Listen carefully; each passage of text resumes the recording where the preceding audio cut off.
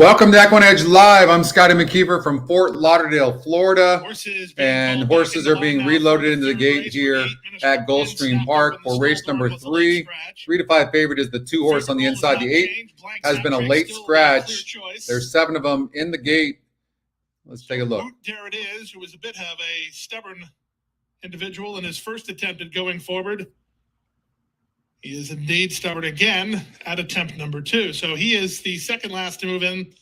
And then Bobby's Gift, invading from Puerto Rico, will complete the line.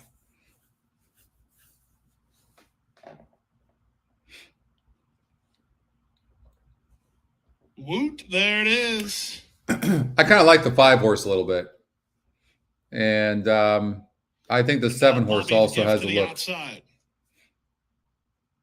I'm trying to beat this 2 horse, but that might not be possible. They're at the post.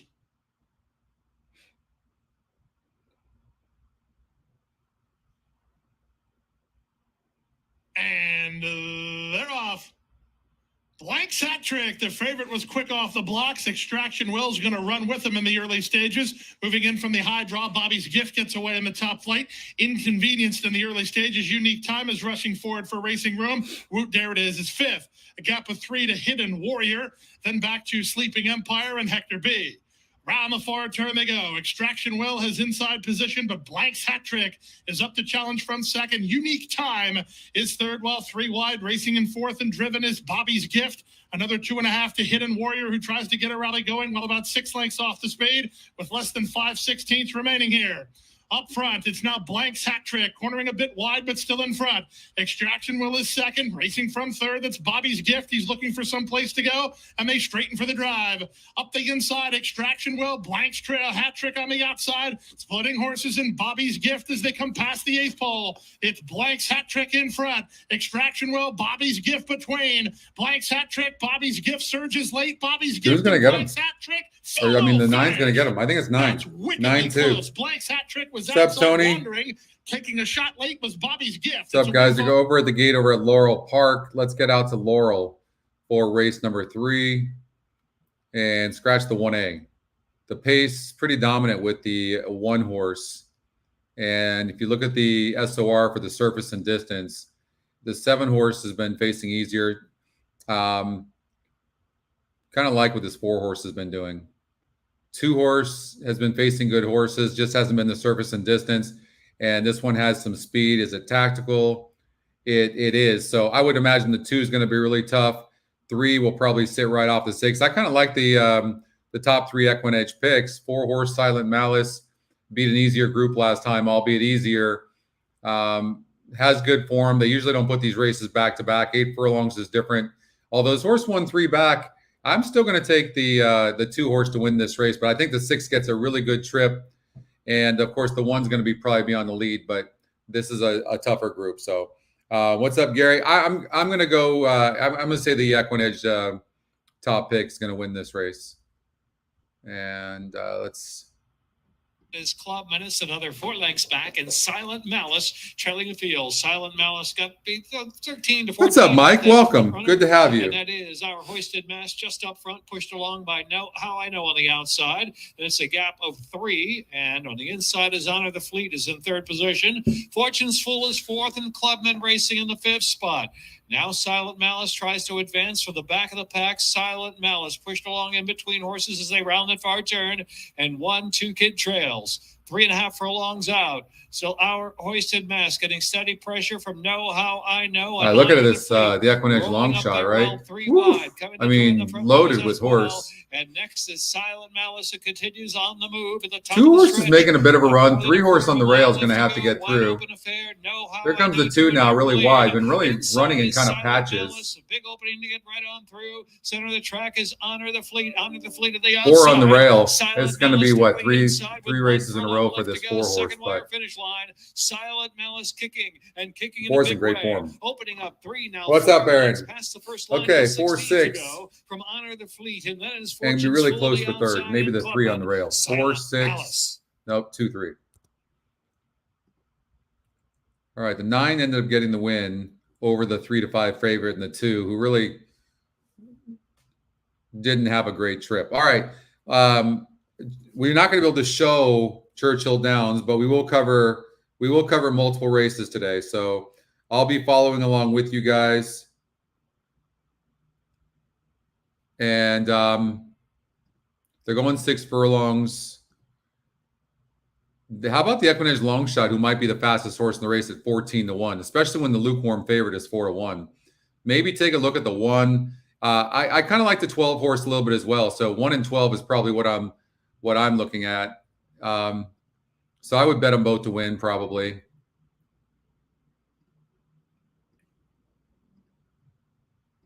And maybe do an exacta box. But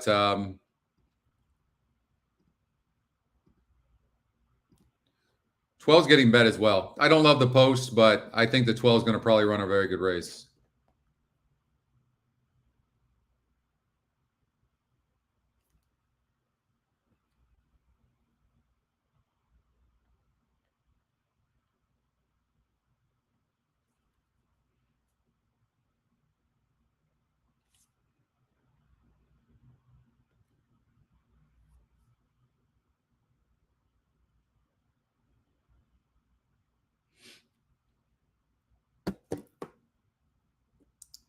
Ten to win, 10, 11, 12 for Derby Bandit.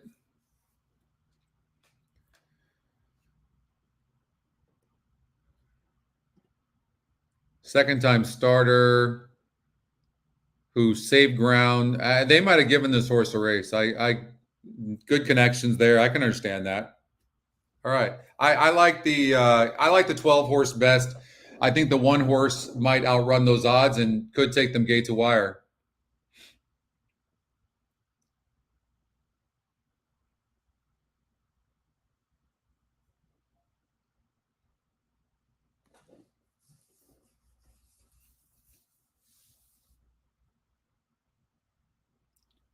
That's a tough one, Nick. What's up, Andrew? Both the Oros are doing really well. God, that's so tough, Nick. You know what? You use the horse. What I'm looking for when I'm looking, see, I'm always looking for a key horse. If I have key horses, I crush. But sometimes when I find the race is all tough, it makes it a little bit more difficult. But I would obviously use the horse, but I just wouldn't key the horse. I would watch that 1 horse back. That 1 horse didn't have a great trip, but I would watch that horse back. But I don't think you're going to get the 12's running a good race, but I don't think you're going to catch the 12 or catch the 3 horse on the lead. I mean, really live. That horse ran huge.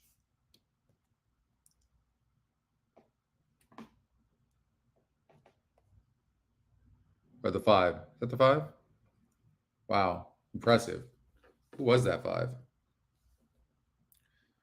First time starter, 16%, ends up going off at 4-1. Nice GSR as well. Second top GSR. Ran good. So far, races are really, really tough from this morning. So from what I've seen. We're covering all sorts of stuff today. You know, unfortunately, I didn't hear back from Woodbine, so we're not going to have live streaming. We do have live streaming from Gulfstream Park as well as Laurel Park. So you got the 3 at Woodbine?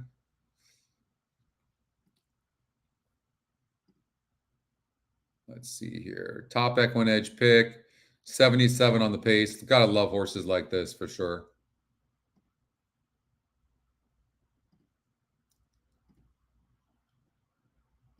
Just got to get some momentum going.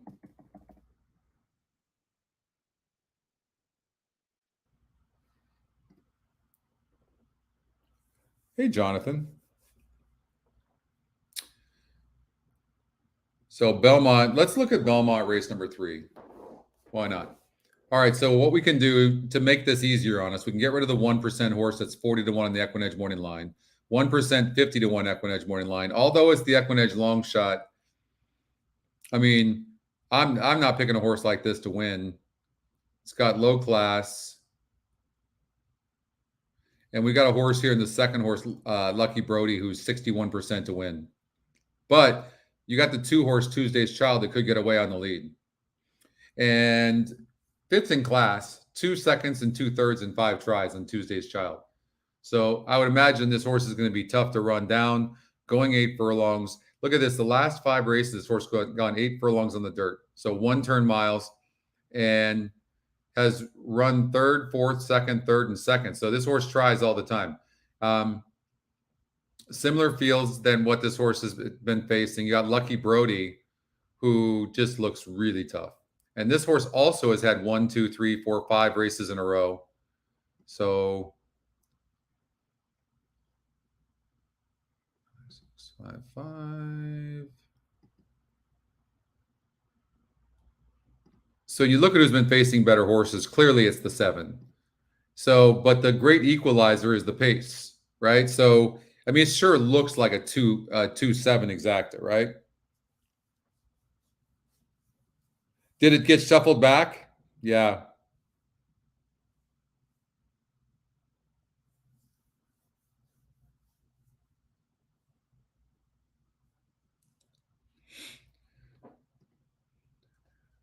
So even though this isn't a big field, we could certainly make some money. We'll do a late pick 5.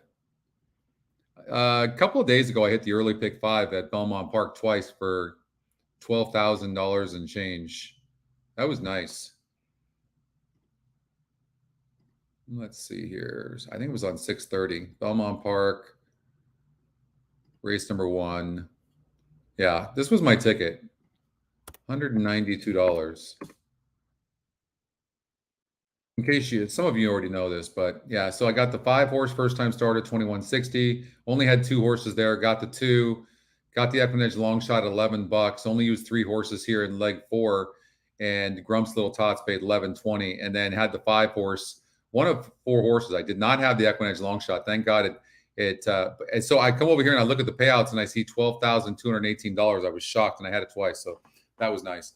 So I've been feeling really good at Belmont Park. So we'll do a late pick 5 at Belmont Park as well.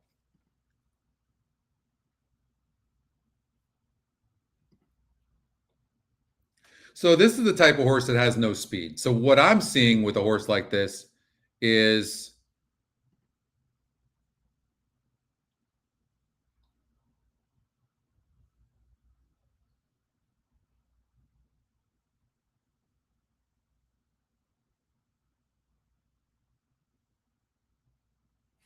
so last time out, look, this horse doesn't want turf.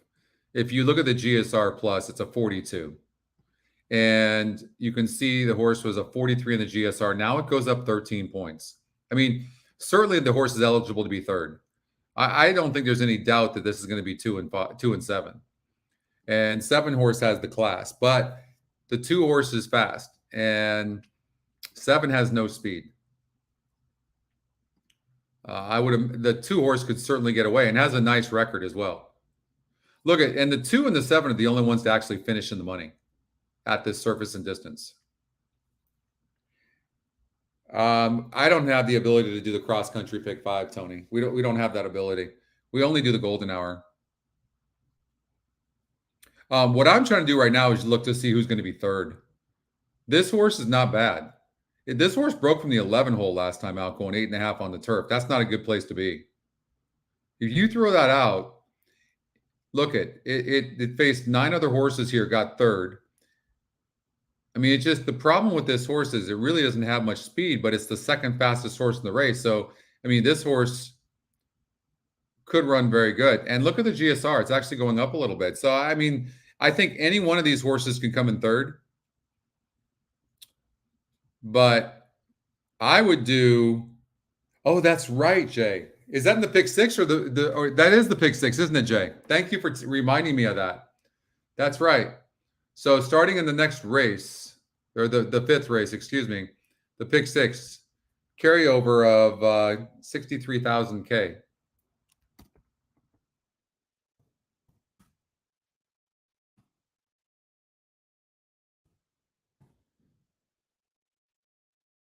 So we'll do that.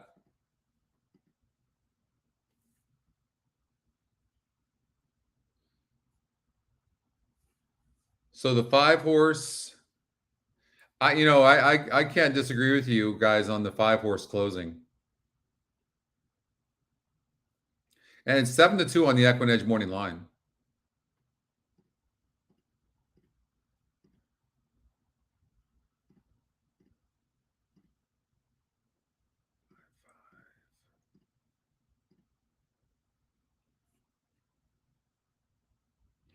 The 5 horse is a really poor breaker, though. You see that? Really poor breaker. So I'm not choosing the 5 for the win. I think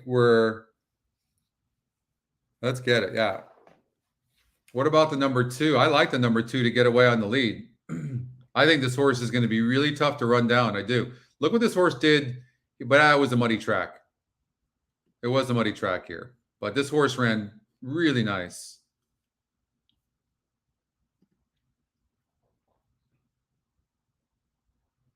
So you could do something like this. 2 over 7 over. You know what's pretty assured?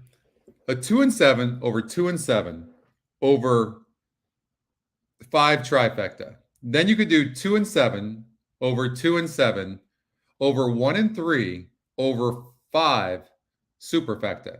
So the likelihood is the 2 and 7 are going to be first and second, and the 5 horse will either be third or fourth. So you're only making 2 wagers. It's not a bad way to play it. I think I'm going to do that.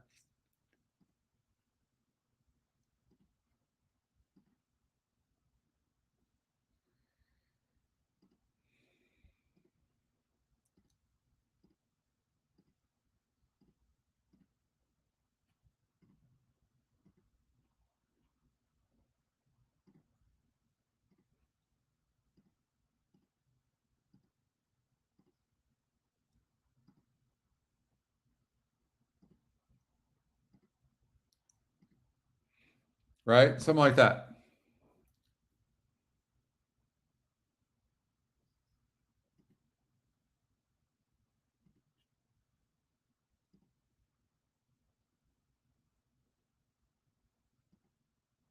And I could screw around.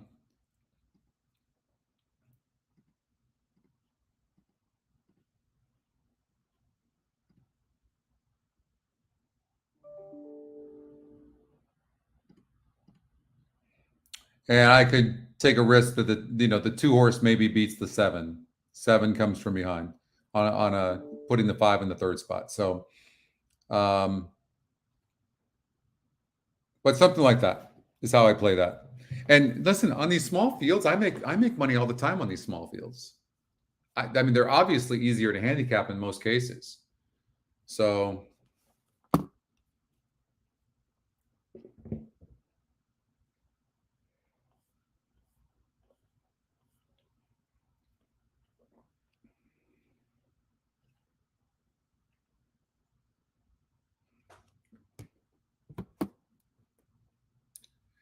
Hello, Kent.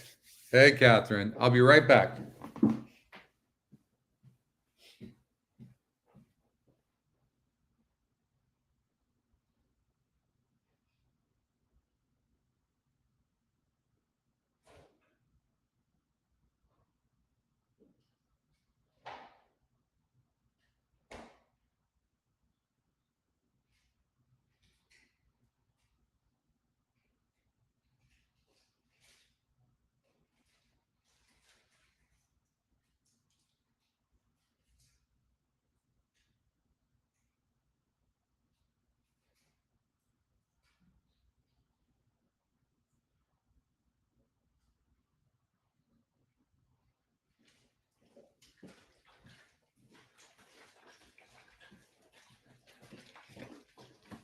So we're going to play some pick horizontals and verticals today. So we'll play a little bit of everything. All right. So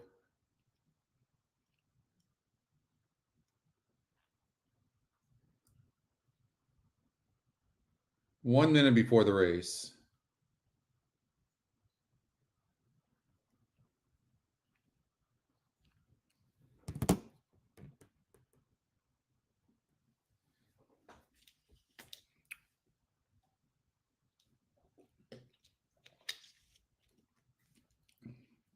Race 5, Elliot. You want to play the pick 3 at Belmont? Is that what you're saying?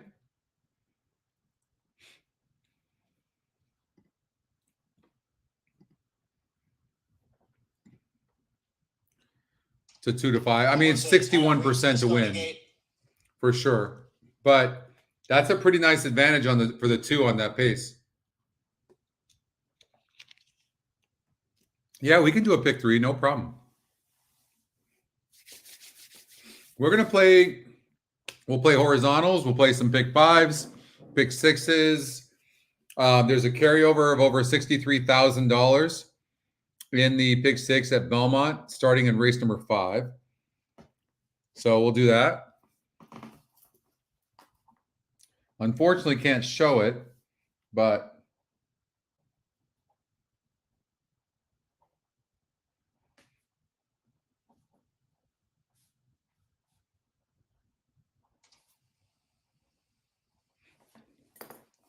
two's going to have an easy lead. I hope it's slow, really slow. Waiting now for Dates Freedom and Lucky Brody. We'll do pick 4s. Whatever you want to do. They're in the gate. And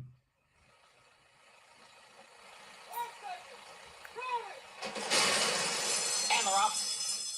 Lucky Brody with a good start from the extreme outside. Lucky Mucho Man is in between horses. You got to be extremely disappointed with the 2 horse right now, in my mind.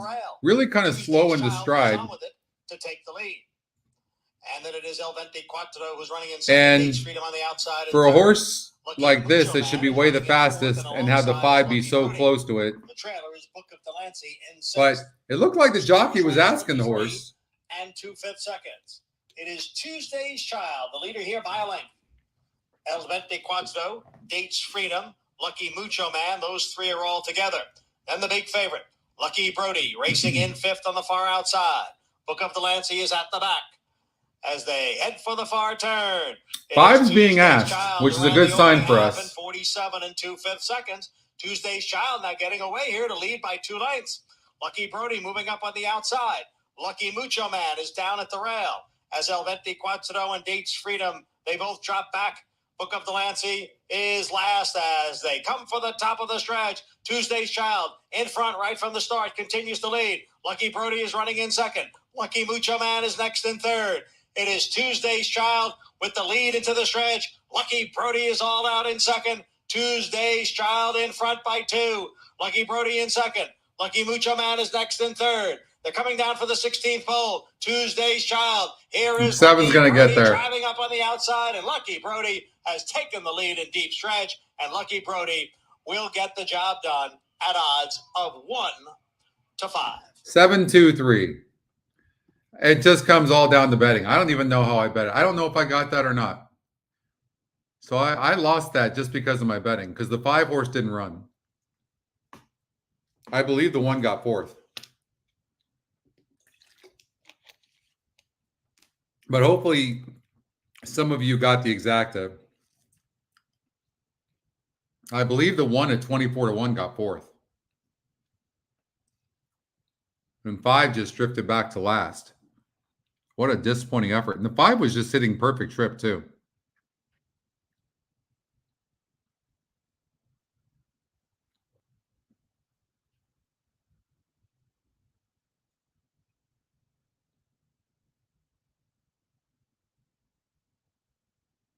Seven, 2, 3.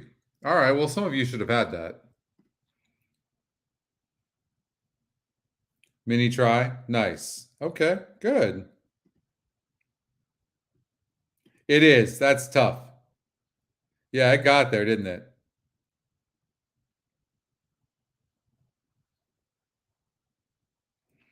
It's not, you know what? It's not showing the Dubai races. I don't think we have those. I'm going to find out about that, though. Number 7, Lucky Brody was first. Number 2, Tuesday's Child, second. Number 3, Lucky Moot Man was third, and number 1. All right, so we got 2 minutes before Gulfstream Park's.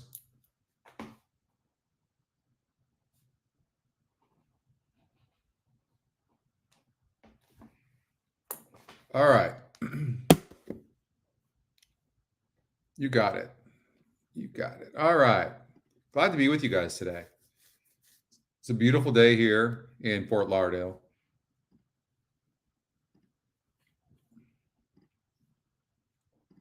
Pace. This is, by the way, this is the new. There's going to be a few minor changes, but this is going to be. We're going to have EquinEdge picks here where the pace, SOR, and GSR is, but this is going to be the new race view, and we're going to clean it up a little bit. But it's much cleaner. You're going to be able to swipe sideways on these upcoming races if you're on mobile or tablet, and so yeah, you just barely missed the pick 5. Oh yeah, I know. Those damn noses. Thanks, Nick. Hey, James. Thanks, Nick. It's even going to be better than this. These headers where it says top chalk and price plays and top GSR, they'll be colored, so it's not so much white. And then where it says pace, SOR, and GSR, that's going to be EE picks, and then the odds will be right below it of what the current odds are. So that'll show there. But we're excited about it. We're redoing this page, the dashboard, or this dashboard, and then also race view and handy view as well. So glad you like it.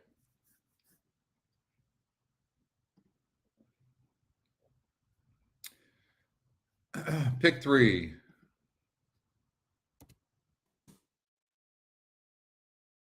Thanks, Jeff.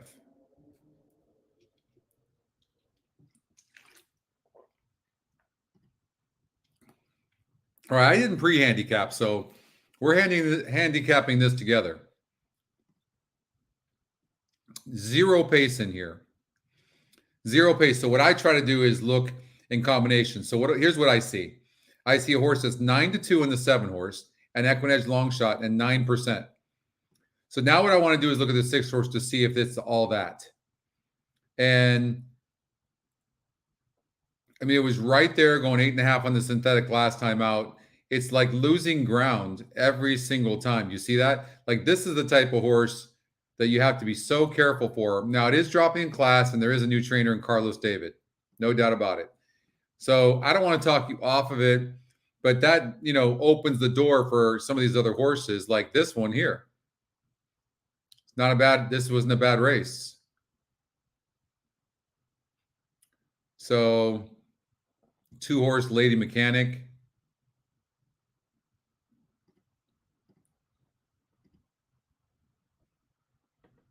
It's a tough race on paper. So we're going to stay here at Gulfstream Park, guys. And then we're going to go to Laurel Park because we've got live races that we can watch here on the feed where we don't have that for Woodbine today. We'll if we're in between races, and then we'll definitely get to Woodbine, but I want to stick with the tracks that are supporting us. Woodbine normally does. I'm not really sure why they didn't get back to me.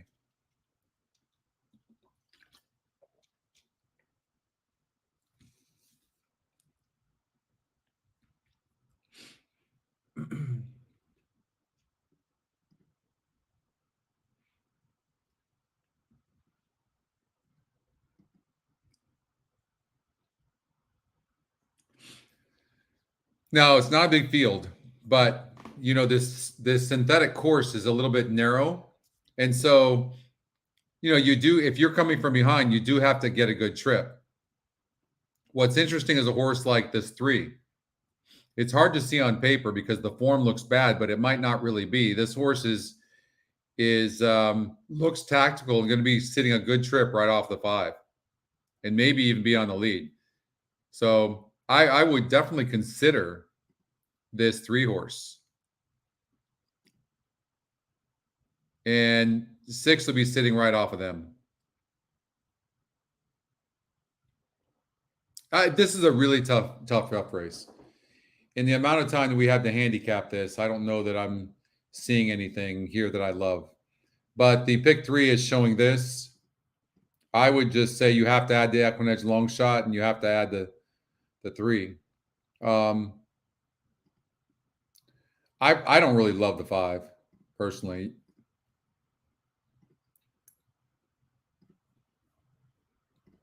So if I'm doing a pick 3, here's another one. It's 34%, but it's only 5-1 in the EquinEdge morning line. I mean, you can't love that.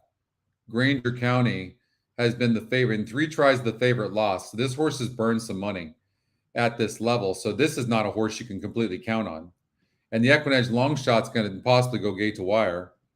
So you have to add this horse. Here's another wide open race where you can beat the favorites. And this horse isn't bad either, especially if you think the favorites are vulnerable.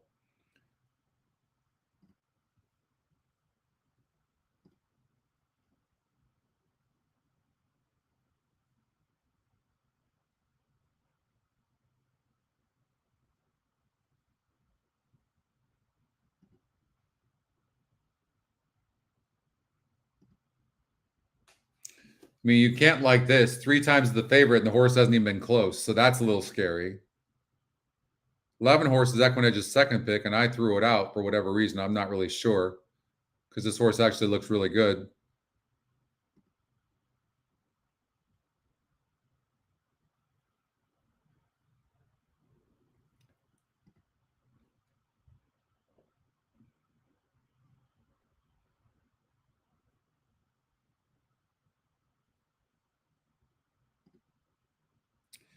So they're at the gate. Clear favorite. There's not a clear second choice. In fact, that's a battle between numbers 1, 2, and 5. Miss Bethel is an 8-1 proposition here. She's one of 2 more. I really can't find a single. The other being CS Party. I will say this. Now, Miss Bethel and Heriberto Figueroa to complete the line. I think this 5 horse wants longer. Maybe take a chance and single to 5. All set at a mile 70. And they're off. Don't Mess with Tess was off in traffic. CS Party and Raison the Glass, the first 2 to get underway. Race favorite Vandalia is away smoothly. She's 3 wide third. The gray Always Eden is off heels a touch while trying to settle in. Up to the outside, that's Miss Bethel. Just ahead of her went Miss Mamba. Saving ground at the inside and Lady Mechanic. And after the slow break, Don't Mess with Tess is last of all as they chase the speed of Raison the Glass. I mean, they let this horse get away. And... lead, no, they never stopped the clock. Oh, 27. Holy Moses. I mean, that's just really terribly slow. Yeah, it's a tough card, Jay, for sure. She's second last while on a hold, and the trailer remains Don't Mess with Tess. They have 4.5 furlongs remaining here, and Raison the Glass been left alone for a while now. She leads by a length and a half. Miguel Vasquez and Vandalia, the closest pursuer, second. Always Eden is now third, up to the outside. Miss Mamba fourth. Back to fifth and CS Party. One has a lot of horse. Trying to run home in traffic is Lady Mechanic. She's got some run, but has traffic issues. The trailer is still Don't Mess with 10. Now it's done. Round the far turn at the 3. 4 horse, unfortunately, is getting a really bad trip. In front by neck. Vandalia whittling away the margin from second. Miss Mamba. Miss Mamba. Trigger from third. Back to fourth. Miss Bethel. Then always. They will have to slow down for Miss Mamba to catch them, but she's trying. Mile left to go. Vandalia under confident handling turns for home, edging clear. Raison the Glass is all in. Miss Mamba's going to. But this is something you can do with the pace number, though. You can find horses like the 3 horse because this is where the money's made. Is in the exotics, right? So the horse is going to probably hang on for third, maybe fourth. Yeah, it's really slowing down. Vandalia is a handy winner at 6, 7. She'll win by 6 in the end. Miss Mamba was second. It's close really for close third. for third between the 5 and the 3. The Glass. Okay, Laurel Park. I hate that they. I mean, this is Gulfstream Park and Laurel Park, Stronic tracks that they run on top of each other. Makes sense of that. I love you guys, but that makes 0 sense to me. I don't get it. I don't get it at all. And Steady Eddie in. King of Sing. I like horses here at Laurel that have tactical speed and some sort of class. So for me, maybe take a horse. I look like the 7 horse, the EquinEdge long shot, who's not getting any love at all. Actually, if I can actually bet that horse, I will. The last sip, 2-1. Captain Clint. King of Sting. Oh boy.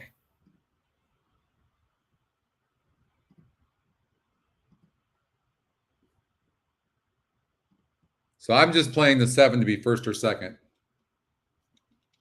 And they're off. Pursuing pace was last away. It Beast All, oh boy, Class Wizard down to the inside, and Steady Eddie going to show some early speed too as they go to that first turn run. Just behind the second flight group there is Stimulus Maker, is racing along in the 5th spot as Captain Quint is saving ground. The last sip is out 3 wide of the turn, and King of Sting is in between, and trailing the field is Pursuing Pace. Around that turn, ahead of the backstretch run now. It Beast All down very the fast, inside. 22 and 4. Is, oh boy, keeping pressure on, a length and a half or 2 back. And the outside is Class Wizard in 3rd, and Steady Eddie racing in 4th. Stimulus Maker and King of Sting are next, followed by the last sip racing 3rd to last at this point, about a dozen from the lead. Back to Pursuing Pace back in the pack. Thank you, Andrew. Captain Quint trailing the field. It Beast All tries to get away now. It Beast All from oh boy. Steady Eddie down to the inside. Class Wizard is next, and Stimulus Maker under pressure down to the rail. King of Sting just passing that one. King of Sting is on the move now, 4th and within 3 of the lead. And next is the last sip, is trying to come with a run now. 2 has 6 to make up at the top of the lane with about a quarter of a mile left to go, and they turn for home. Class Wizard from It Beast All pressured on the inside. Then it's King of Sting who's trying to sustain. Come on, Stimulus 7. Maker looking for room in traffic, and the last sip now emerging in the far Come on, outside. 7. Stay up. And Steady Eddie gets through in between horses. The last sip just in front. Stimulus No, Maker I'm gets not going to through. stay up. Stimulus Maker in Wow, the last 6 sip. came through It's on going the to be rail. Stimulus Huge move. Maker from the last 6, sip. 9, Pursuing 4. Pace gets up 3rd, and Class 6, Wizard 9, was 4. 4th, and Steady Eddie 5th. It makes it tough when these races are coming on top of each other like that. 6, Stimulus, 21%. And the 9 horse, the last skip. You got that, Catherine? All right, so we're going to get to see if we can get to Churchill Downs. I don't know.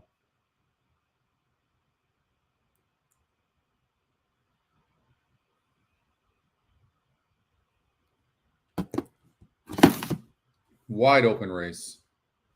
A 14% horse that's 8-5. It is EquinEdge's top pick. Races like this, I really like to defer to the GSR, and the GSR is saying that maybe this 9 horse might outrun those odds. So I'm looking for a horse like, okay, the 8 horse EquinEdge second pick. It's 7-1 in the EquinEdge morning line, and it's got a good GSR, and it's 21-1 right now. So, and so I kind of like that. Dream a Lot, the 3 was the favorite. Nice breeding. Been off though for almost a year. Another really tough race on paper. This is the way it's going to be today, isn't it?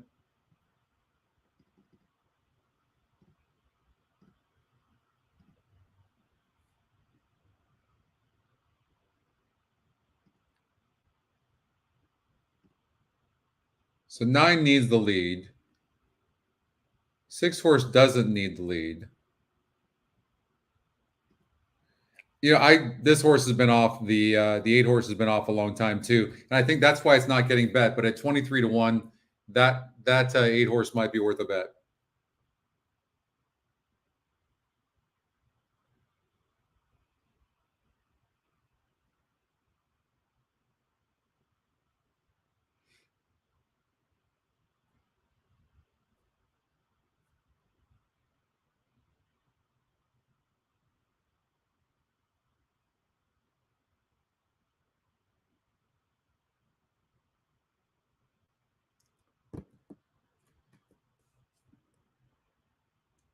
Quarter length lead.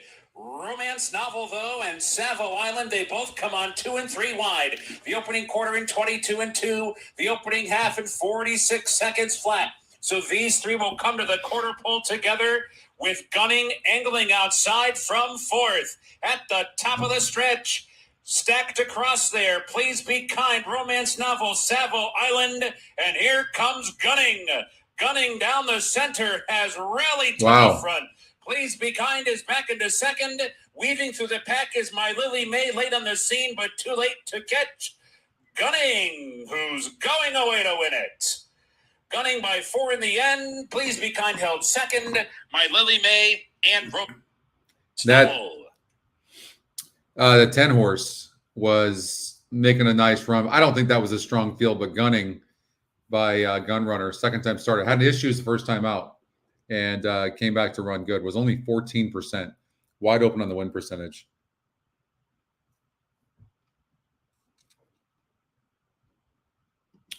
All right, what's coming up over at Belmont? You know, why don't we do this? Let's look at the pick six over at Belmont Park.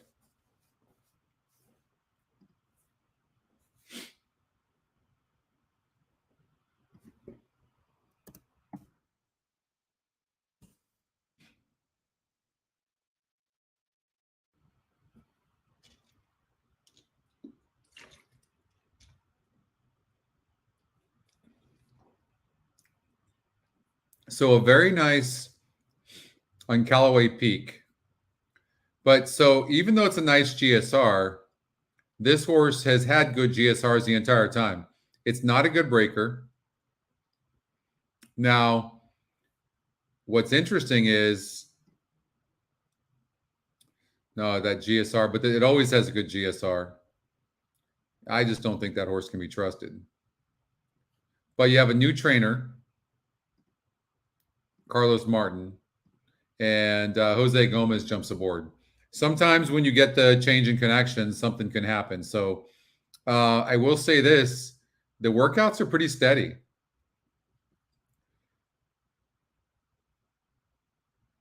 Very nice work pattern. So there doesn't look like anything that's completely reliable. And look, there's a lot of changes. When you see everything in red like that, it's a first time occurrence. The 8 horse getting blinkers on for the first time, running B for the first time. The 3 horse was gelded by Carlos Martin. The 2 horses going on the turf for the first time, right? So 7 horse is 9-2 on the EquinEdge morning line. You can see like there's just like we've been seeing, there's not a lot of pick sixes are $1. That's right. Over here at Belmont. At Belmont, they're $1, Jay? Let's see here. Do we have it like that over here too?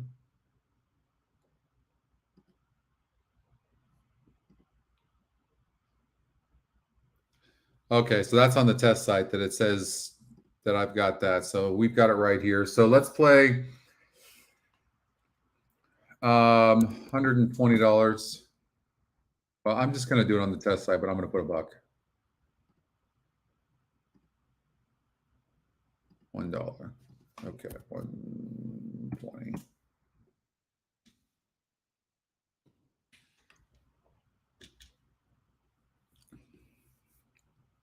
Okay.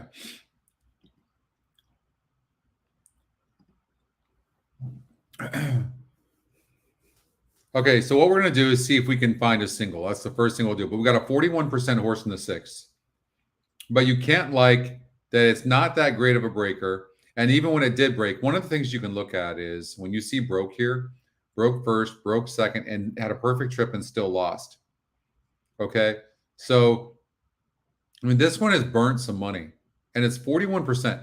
The only thing going for it in my mind is that it's 41%. It's never been this high of a win percentage. The highest it's been is 23.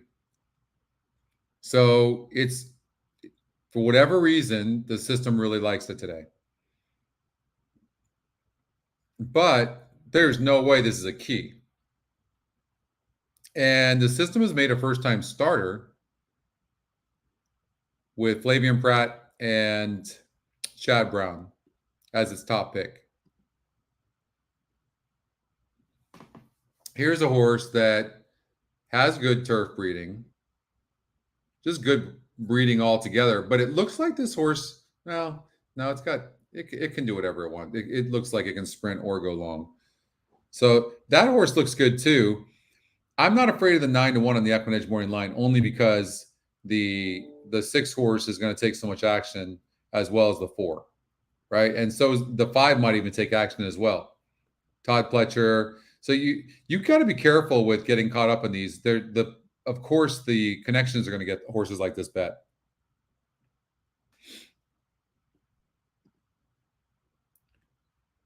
You like this making my move?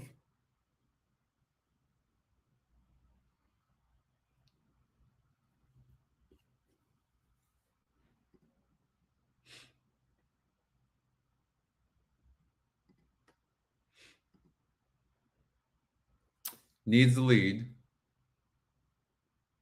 Going to get the lead.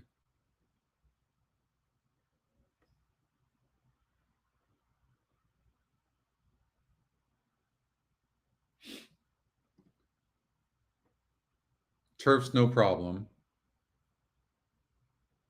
Second off the layoff. I can see it.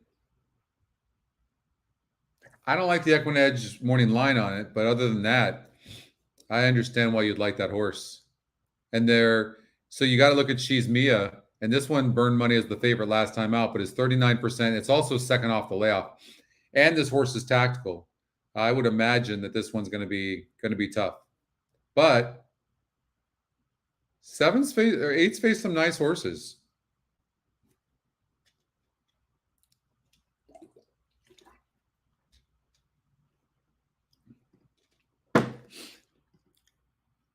How about this 6 horse in race number 7? 5-2. And we've got the horse at 25-1 and 2%. And the GSR is really low. Is that right?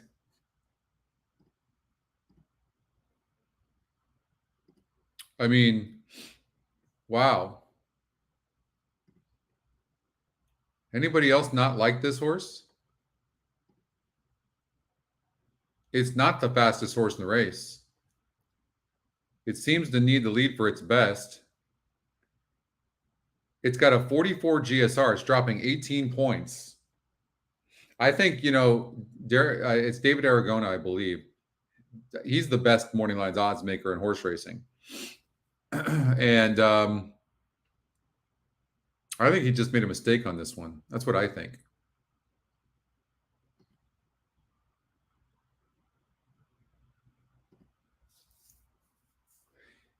This horse might be better than it looks as well.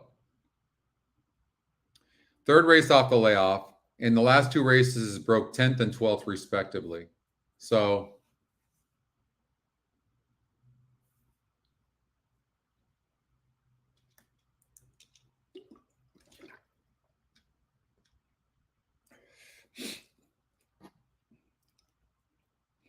well, and I think that, and sometimes the EquinEdge morning line is wrong, many times, but it's more accurate than everybody else, than everybody. And so I think that the reason you need EquinEdge morning line is because of situations like this. It just gives you confirmation. Because here's what I see. It's 2% to win, 25-1 on the EquinEdge morning line, and a 44 GSR. And look at the SOR, 49. It's 4 metrics saying that this horse can't win. You know what I mean? So that's huge, because you add in a horse like this because you see 5-2 on the morning line, it can hurt you.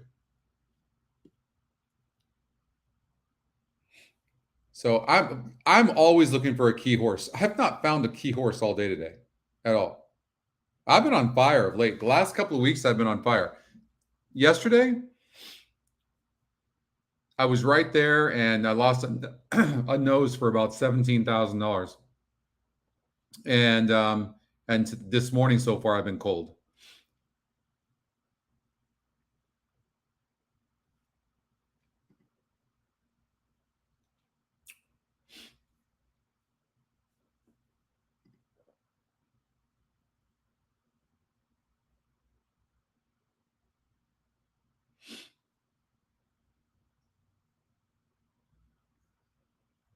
I mean, this is an extremely well-bred horse out of Tapit, by Tapit. But does it look well? And it broke 10th here, hit the gate, lugged in. Long duel here and barely lost in its first race, which doesn't scare me. Here, something happened. Well, in the Kentucky Derby didn't run. Oh, I remember this horse now.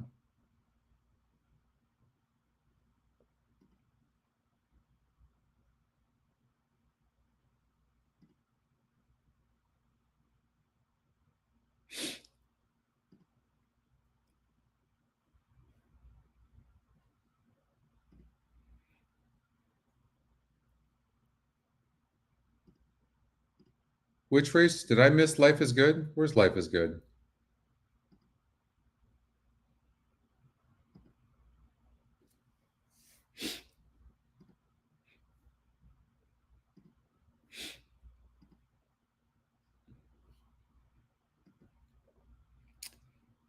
Hey, Lawrence. Oh, race 4. All right, so this starts in race number 6, or race number 5, the pick 6. So, but we've got race number 4 coming up, huh?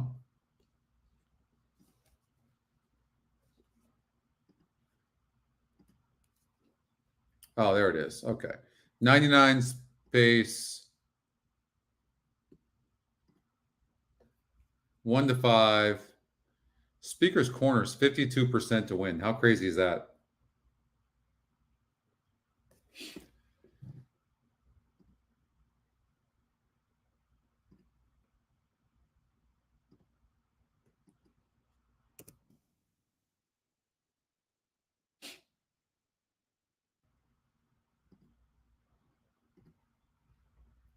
So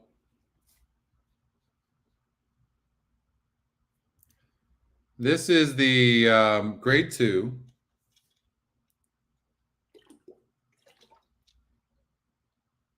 Speaker's corners 3 for 3 at this surface and distance. I mean, I'm not sure what happened to Speaker's corner in the last race.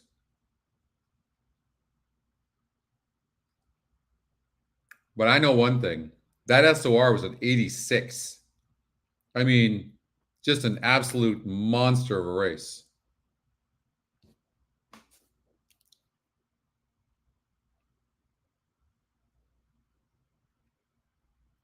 They're going into the gate.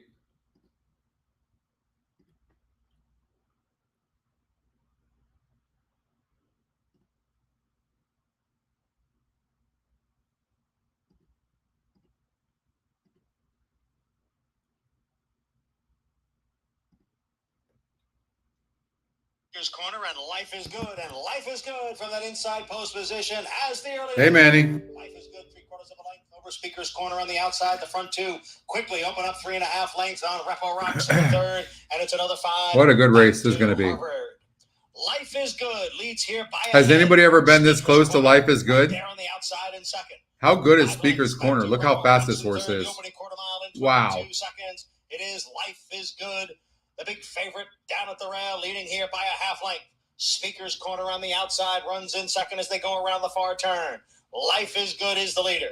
Speaker's corner running in second. A half dozen lengths now. Back to Repo Rocks in third. And the farther back is Harvard.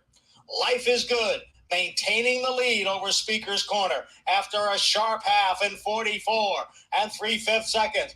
Life is Good in front with 1/4 mile to the finish. Speaker's corner being Life is Good is so good. It is Life is Good. But so Speaker's corner. Look at this. Life is Good is now opened up on Speaker's corner. Life is Good. But it just took it out of Speaker's corner. And Speaker's corner might not even get second because of how fast this horse went. Returning to the races today. Last scene. Oh, it's going to be so close. No, you're going to hold on. Comes back sprinting in the 1-5-2. John Nehru and wins the Flavian Pratt, 1 to 5. Life is Good. Completed the 7 furlongs in 1 minute, 21 and 3/5 seconds. Nice, just really nice. That was really nice to watch. Gulfstream Park race number 5 coming up.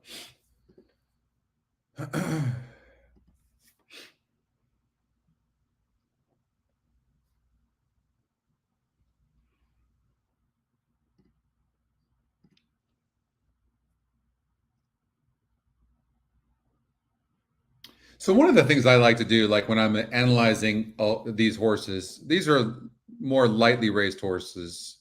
Well, some of them are, as far as the surface and distance goes. But what I like to do is look, and if you look and you look at a horse like the 2 and you go, okay, you know, this horse doesn't have bad form. That's all great. But look, it's gone 7 times, 5.5 on the synthetic with 1 win, 2 seconds, and 2/3, right? That's not bad. But a 50 average SOR. Where then you look at a horse like Henry's World, who's very, very fast, is 1 for 1 against a 64 group. Now, that doesn't always tell the entire story because it looks like this horse needs a lead, and you never know. The 1's pretty fast on the rail, and it looks like this horse needs the lead. Certainly a horse like the 1 would be a horse I would leave out because 5's getting the lead. Now, the 1 can hurt the 5's chances, but I can't imagine the 1's going to pull away from the 5. And so I would eliminate a horse like that. I would look at a horse like the 2 more for the exotics and go, okay, well, maybe this horse can get up for like 3rd or something like that, right? Exchange Day is, in my mind, if you look at this horse has no speed. This is an interesting dilemma here. This horse loses ground almost every single time and has no speed, but it's 34% to win. I mean, is this horse all of a sudden, like, this pace is going to be fast? So this horse is always trying to be near the lead, and I don't know how it does it. So there's something just amiss for me on this horse. So I would try to beat a horse like this. And this is the reason why Granger County, the top EquinEdge pick, looks so tough in here. Sitting off the pace. 5's going to be tough, possibly on the lead. Most likely on the lead. And like if I was calling a trifecta, it'd be something like this: 4, 5, 3, something like that.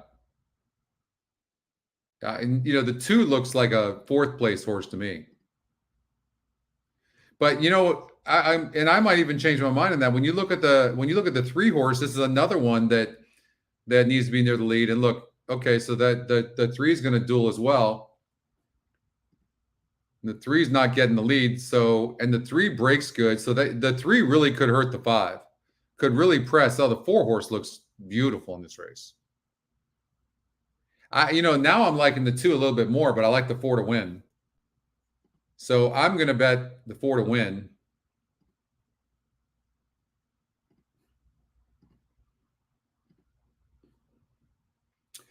And I'm going to do an exacta 4-5-4-2. And I'm going to do a trifecta 4 with 2, except the 1. I'm taking the 1 out. I'm actually going to take the 3 out as well. Something like that. So 4 over 2, 5 exacta, win 4, and then a trifecta 4 over 5 and 7 over 2.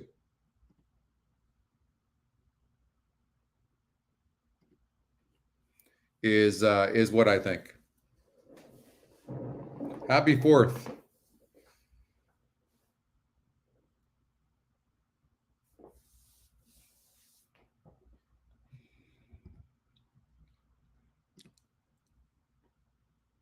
So I was on the Hippico show this morning, and we covered the late pick 5. So The horses are I feel like I I kind of understand what's going on 5 up next. in the latter half of this card.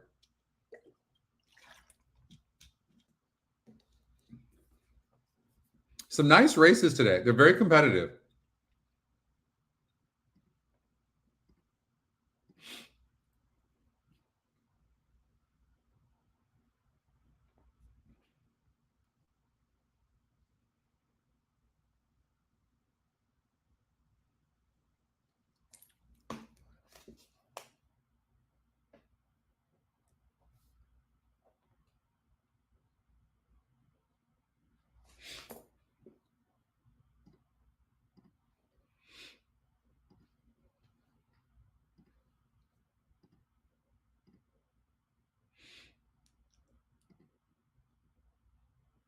This 2-horse Cappy might run a good race over at Woodbine. Long shot, this 4-horse, but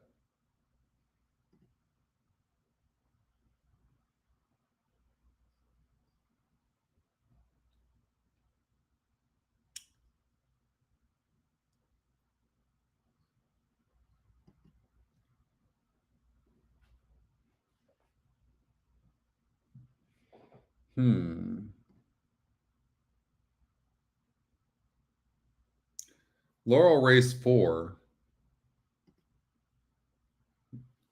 The 1 and 9, I didn't see that, but let's see here. The 9 got second.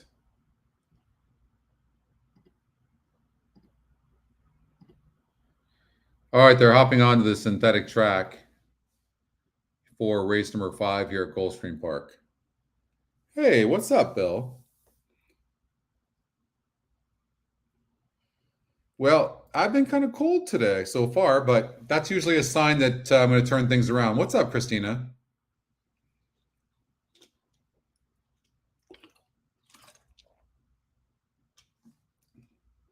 We'll see. I've not been seeing things as well this morning, but we'll see. Hopefully we can turn it around. Horses are at the gate. It's now post time. Lining up and moving in for race number 5, starting leg of a pick 3. 6-5 favorite is number 4, Granger County. Bobby DeBona looks for his second training success of the day. I think he's going to get it. Now, Henry's World. I think we can get a 4-5-2 or 4-2 exacta here. Exchange Day. Edgard Zayas to complete the lot. All right. They're going to fly. Let's get a good break out of here and get a good finish and kind of get things going, get some momentum. They're in the gate.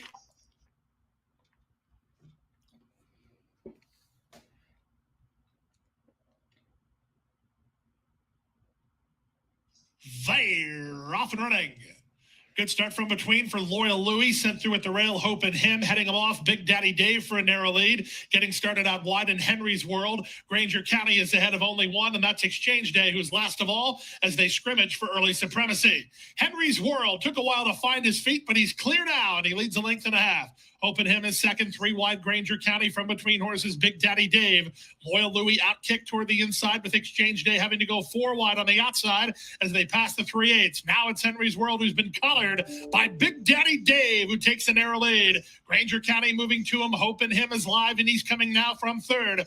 Wide on the course and trying to run on is Exchange Day, and Loyal Louis at the back. The Big Daddy's in front. Big Daddy Dave turns for home, trying to get away from Granger County, who's come on, Borg, get up. After him. 3 back to Hope and Him with an 1/8 of a mile to go. Miguel Vasquez trying to get 1 more furlong. Come on, Borg, get up. Dave. He's turning away Granger County. Big Daddy Dave driven out. Big Daddy Dave 3, 4. Oh, that 2 got third too, didn't it? Oh, so close. Loyal Louis is 4th in 103 and. All right, that didn't go well for me, did it? 4, 2, 5, 4. That 3 ended up getting the win. Big Daddy Dave. All right, Laurel Park.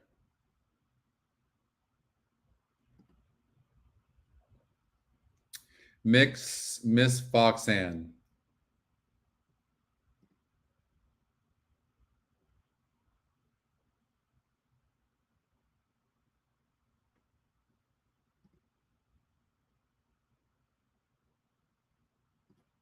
I wouldn't ignore this 4 horse.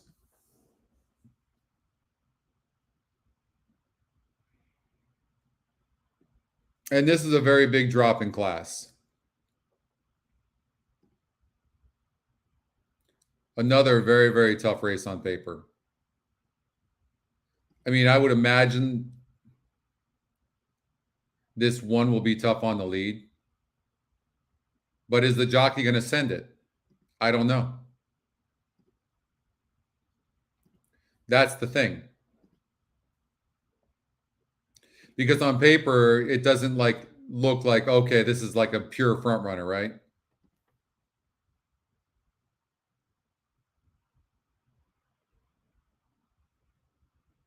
This horse makes me a little bit nervous.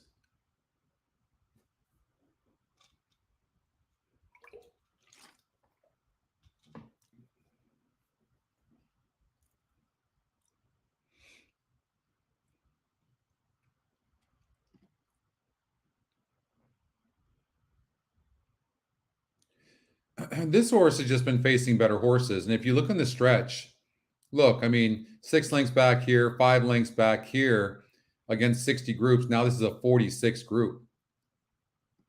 Miss Foxanne, Candy Corner. So Fortes looks very, very difficult. This 4 is very interesting to me as well and can rate some. I kind of like the 4, and honestly, I kind of like the 4 and 6. I'm gonna try. I would try to beat the 1, but again, Guys, go lightly with me right now because I'm a little Splendid cold. View. And show him who's boss. I'm gonna try to beat the one. Let's wait. We will turn it around. I have no doubt about it. So just tread lightly right now. Races are tough right now. I hope you're right, Catherine.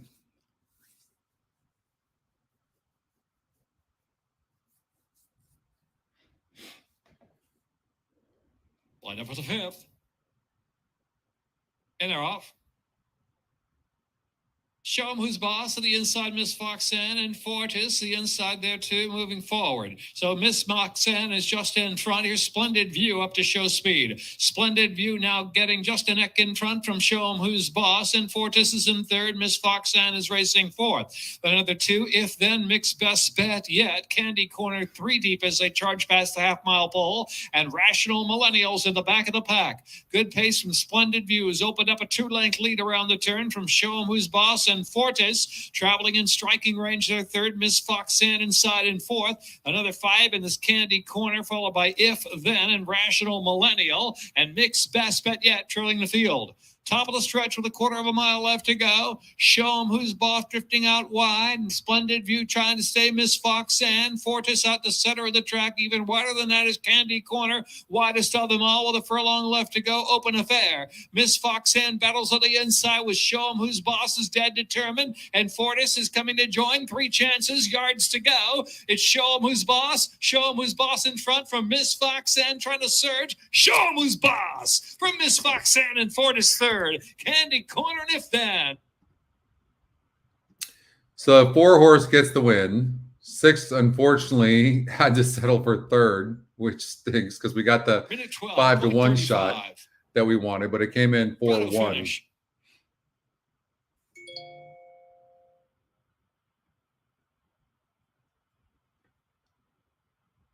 Photo in the 5th.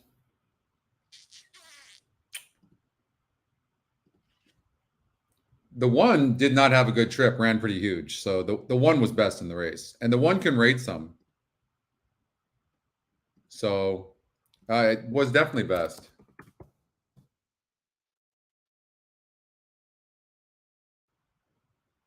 Belmont 5, pick 6. All right, so we got to play this. I'm certainly putting in a ticket. I might even be steaming right now, to be honest with you.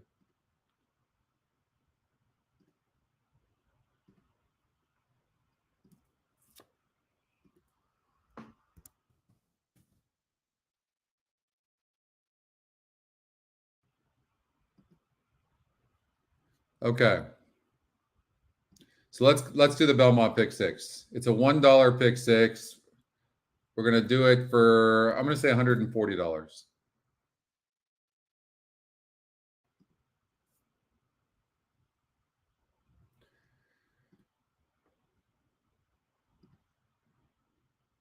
Now you have a horse like this that's burned money. I mean, the big favorite last time out, but it broke 8th. And you've got, look at it, like a jockey every race, a new jockey every race. Those are never really good signs.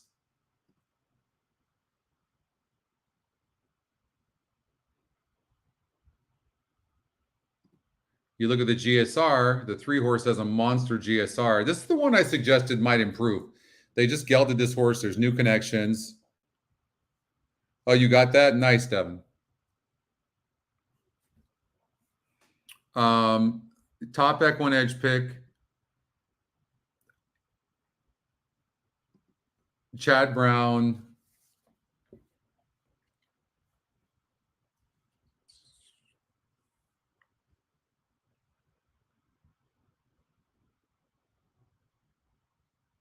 Nothing's really adding up. Nothing. We talked about this 7 horse running bee. It's a 2nd time starter, but it's been off since last year. It's 9-2 on the EquinEdge morning line. Maybe somebody can distinguish between this race and who's going to win. I can't. I'd be I'm going to waste my time trying to figure this race out. And I'm just hoping that we're going to find a single, because I don't know who's going to win that race.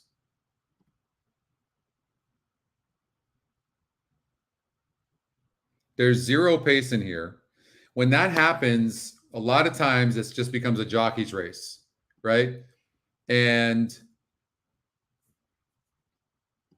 you got the 6-horse Air Show, who was the bump to the break and steady, no doubt about it. Then was, this horse, but you can see right there, and then loses ground, like every time loses ground.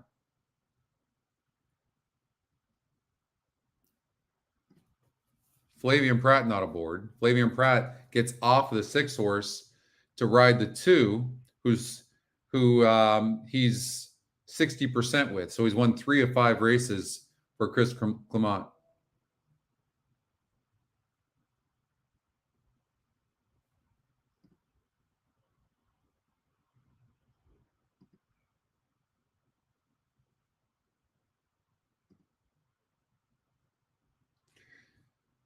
So sometimes if we dissect closely, what we can see here is, look, 7 furlongs, perfect trip last time out, and then lost. Now it's going 8.5 furlongs. I mean, this horse has not exactly been a winner either, has it? The 5. Whereas the 2 horses lightly raced, ran huge first time out, but that was a 38 group, now moves up, and Flavian Pratt jumps aboard.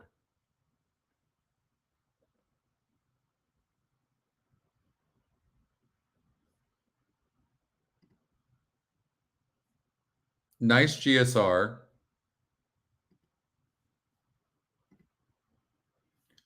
Obviously wants to go longer.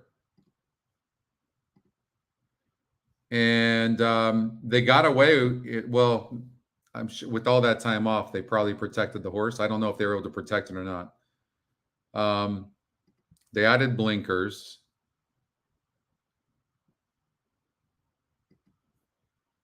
Now they're off. That's wrong.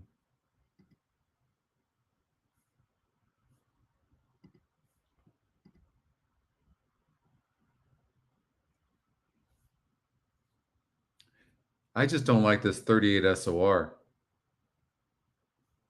That throws me off a lot. But there's really no great horses in here. Right? There's really nothing great in here. This is a very, very weak field.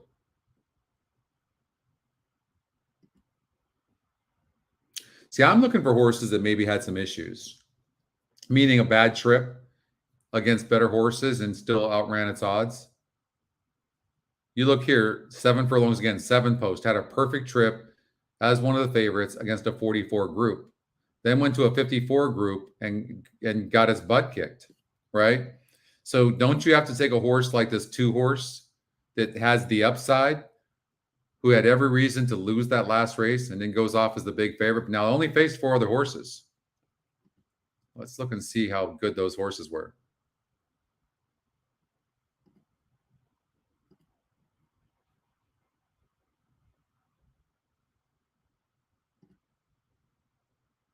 North Pole came back to get 3rd in a 50,000 maiden claimer. This one got 4th in there. This horse won, and this horse didn't run well at all. But so really, there was really nothing that great in there. I mean, it romped.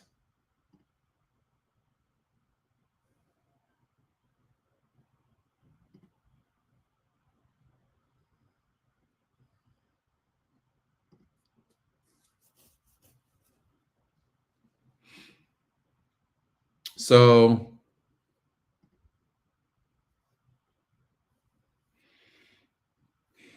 all right, so the 2 could be a possible single. We'll just let's go on to the next. How much time do we have? 6 minutes. I know Oldie said he liked the 8 horse, and I can understand, and it has some class, and it could end up going gate to wire. It's got a nice win percentage. I think the Shizamiya is going to be very, very tough. It's a nice breaker. Needed the last race, ran good. to Flavian Pratt, maybe Flavian Pratt wins a couple of races back to back. He's in here as well.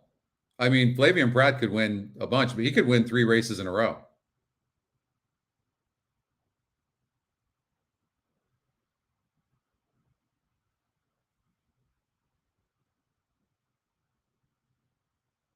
I just honestly don't know what's going to happen in this race. Carmouche and Mike Maker only 5%. Running Bees, very interesting. Chad Brown.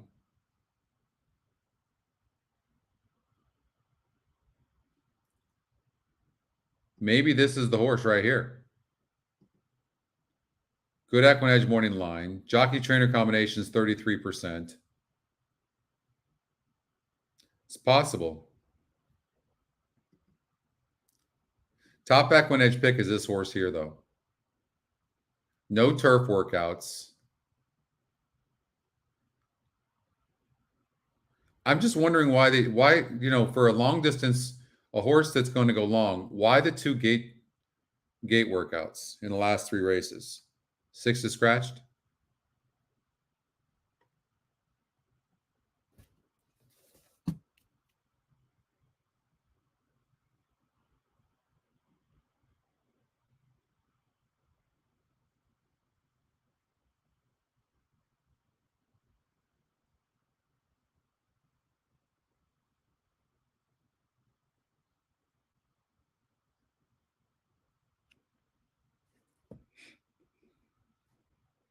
Very tough card.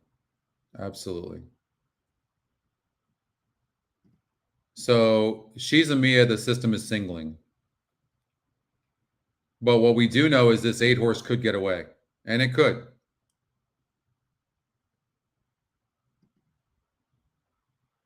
This horse broke from the 11 hole last time out, which is not easy to do, and ran second. That was a nice race off of a layoff as well.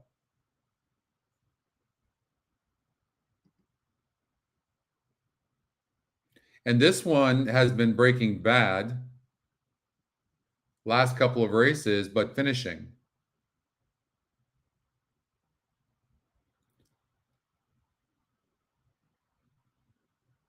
I'm leaning against this one because the only race this horse really ran good was against this 50 group. That's it. I just and draws the 9 hole. So I don't like this horse. And Velasquez jumps off.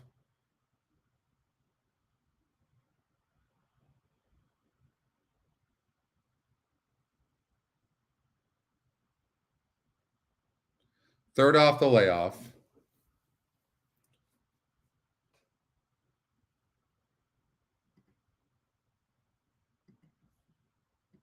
I mean, she's a Mia's just a nice horse.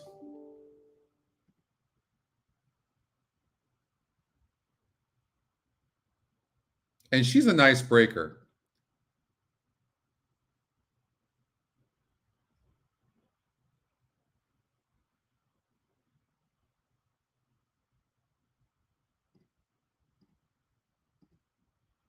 She is on the inside, though. She is on the inside. Maybe something like this.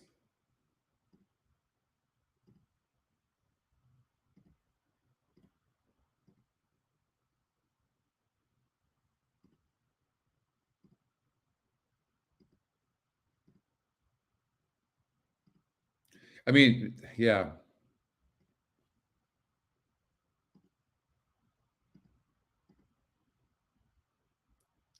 %41 on the 1. Charge it. I mean, is Charge it a single? I don't know.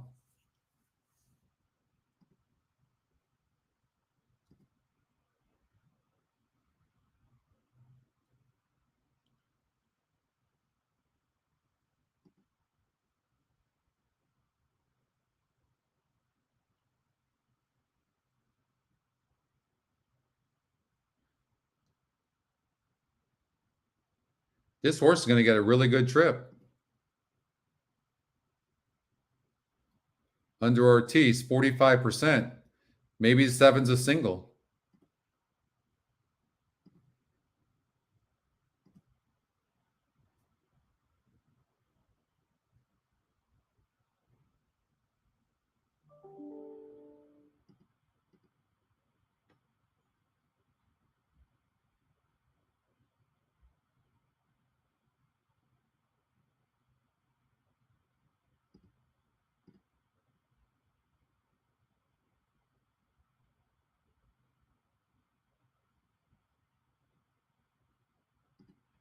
I like this 7 horse.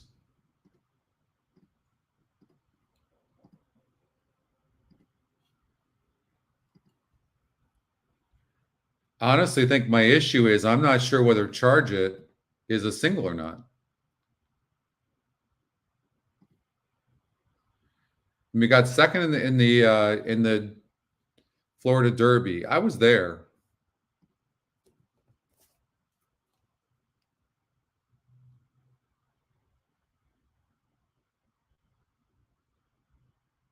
It's relative to the other speed and the starting point for sure. I'm going to cover more because I'm going to do a bigger ticket, but this would be the ticket that I'd recommend because I really don't know what's going to happen in here. And in here, this 2 could be a single. I will say that. It could be. Endowed. So you could choose to go either way and maybe try to beat the 1 horse Charge It.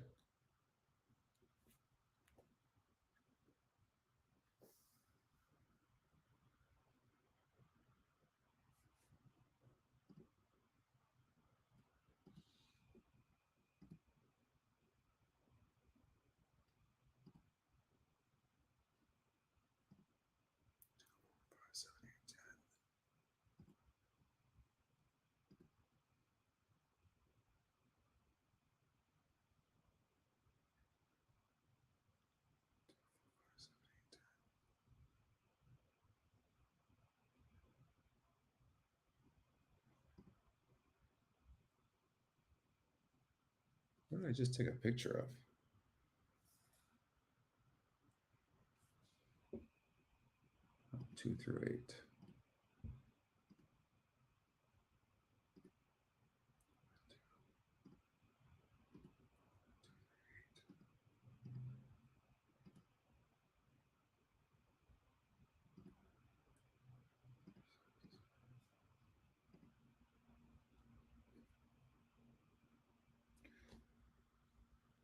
So this is the ticket that I'm recommending, but depending on what you like, you might want to spread here possibly, and then maybe you would single endowed the 2.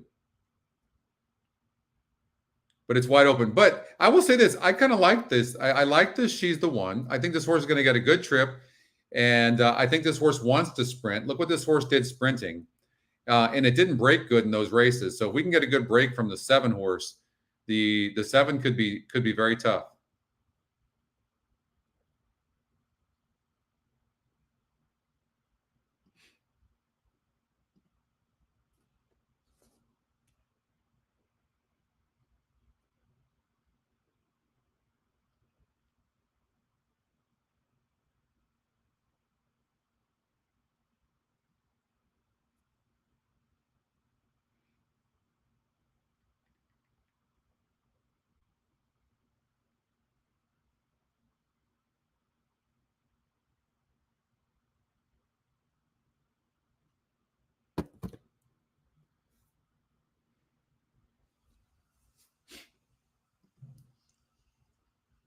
And the rough.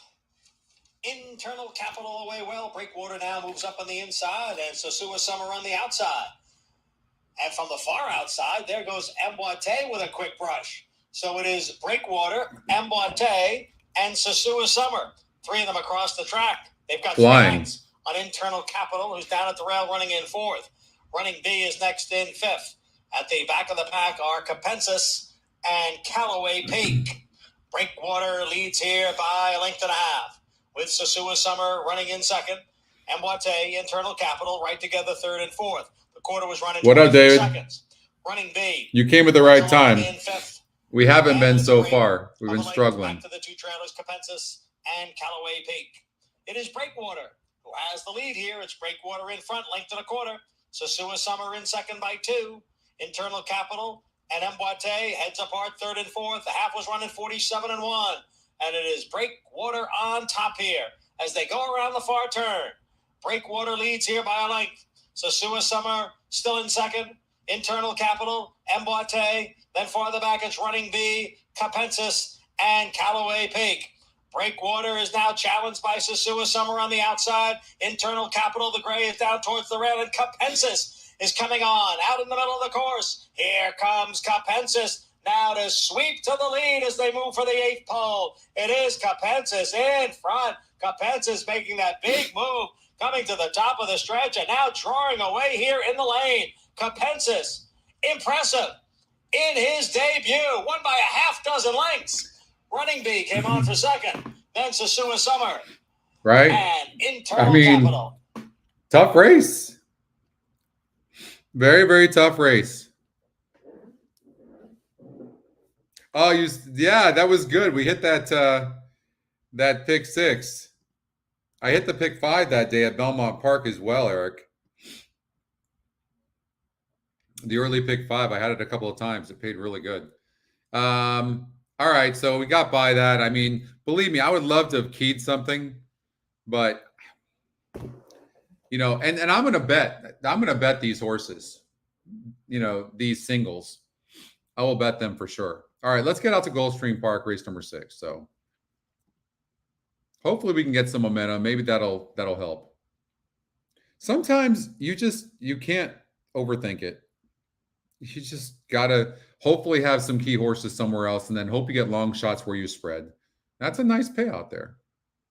I mean, that's probably a $12 horse, $12.40, something like that. Here's a rough race. Here's a tough one. I did a pick 6. Let's see here. That was the ticket that I had given out on the show. Trying to beat the 11. Only because of the 11 post. Because it's very difficult to win. And the same with the 12. Very difficult to win from that outside. So, and the only reason I threw the 10 in there and the 8 because they were tactical. But the truth is if we're looking at this correctly, I will tell you this, the 5 horse gets a beautiful trip. It does. Get facing easier. 10 and 8 probably dual. And then the 5 just sits a perfect trip. What are the connections? And Perez. So Matthew Williams and Perez. So I would imagine you're going to see Racing Colors get a really, really good trip. So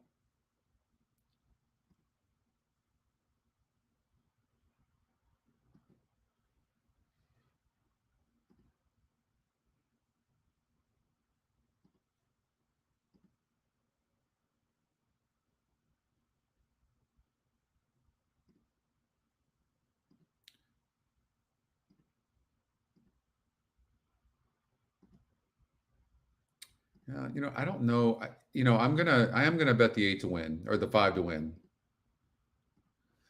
And what I might do, I might single this 5. I might.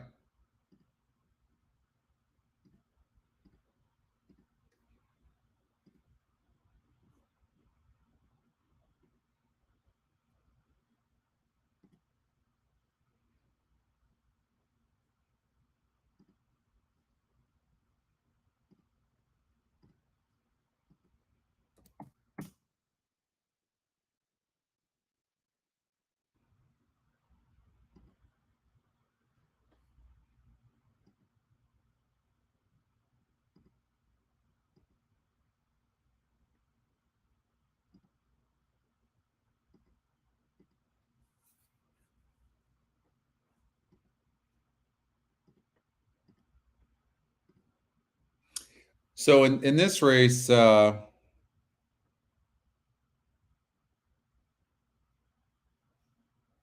they paid $2 million for that, Dan.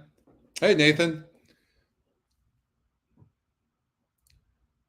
I was talking on the show on the Hippica show about how this 3 could easily get away, and the 6 horse Perez jumps aboard. 50% is what the combination is. Merzaz made a nice move last time out, and I just do not like singling horses on the dirt, especially even on the turf for that matter, but especially dirt that have to come from so far back. Now, it could move up a little bit because of its class. The problem with this thing is you could get a lot of favorites that win and spread out. And this 7 horse is 7-5 on the EquinEdge morning line.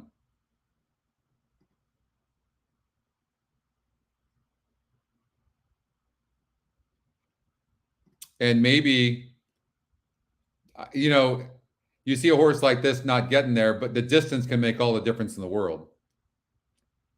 And this is the first time this horse has gone 7 furlongs. 7-5. I don't know. Maybe maybe I'm overthinking this. I could be, honestly. That'll happen when you start getting your ass kicked like I've been getting my ass kicked today. Maybe it's as simple as this. I was worried a little bit about this 1 horse. Maybe getting the lead because I don't know how good this horse is. And then in this race, maybe I'll revisit this race.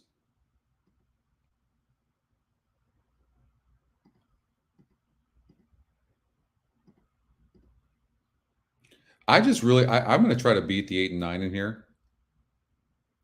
But that could be a mistake because this horse broke from the 11 hole last time out.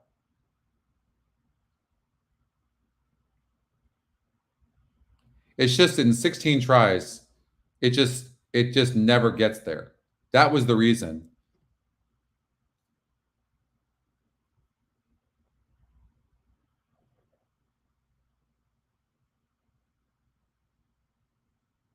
I mean, this horse, we can get caught up, right? You see this one race here.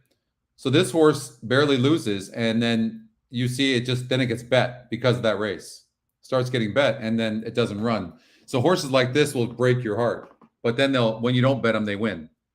And this could be that type of race. This horse should improve, definitely. My concern is that the GSR is so low. And they're at the gate. The horses are approaching the starting gate. 1 minute to the Rainbow 6 at Gulfstream.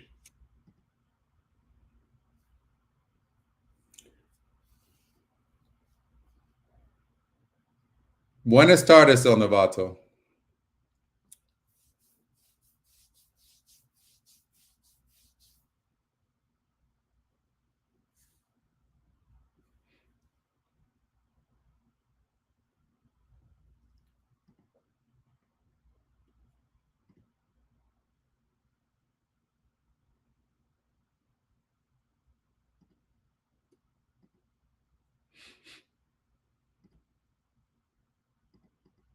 That's what I'd recommend.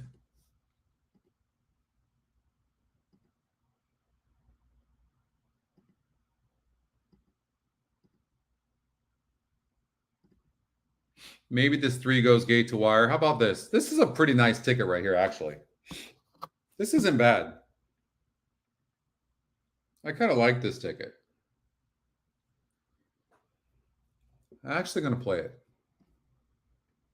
The horses are at the gate. It's now post time. Lining up and moving in for race number 6, starting leg of today's Rainbow 6. Wide open betting board here as maiden claimers look to break through. Ride Little Girl, Racing Colors getting ready. They put in Lemonade Lady. Capri Dre getting set. 2 more waiting for Show Me Love and Holiday Princess.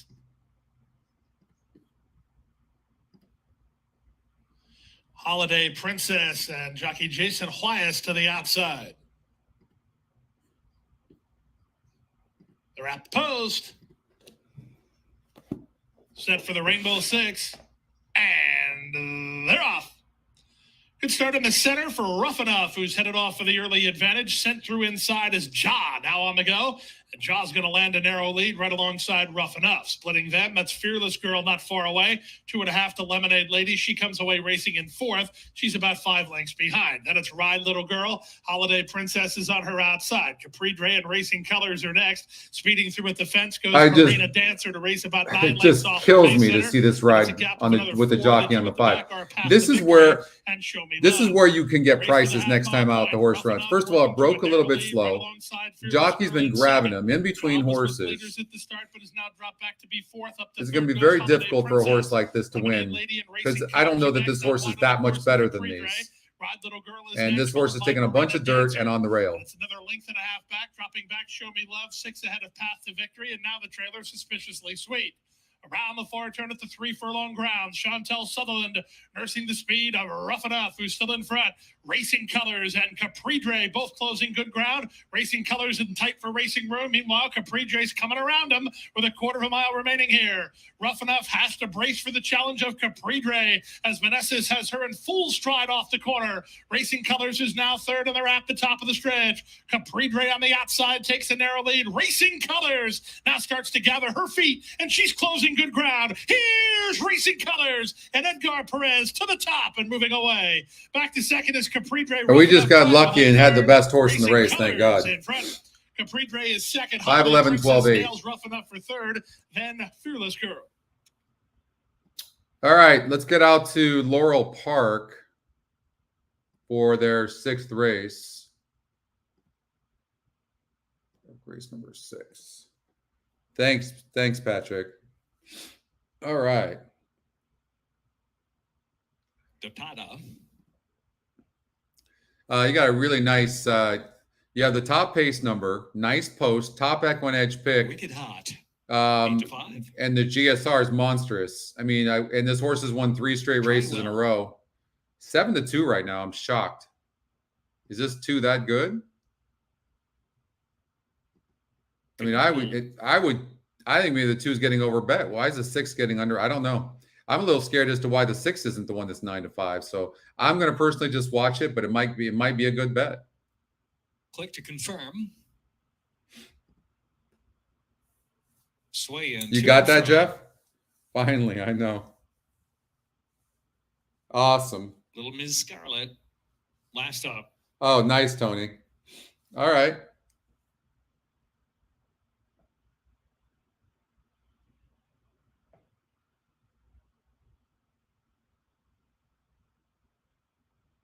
And they're off.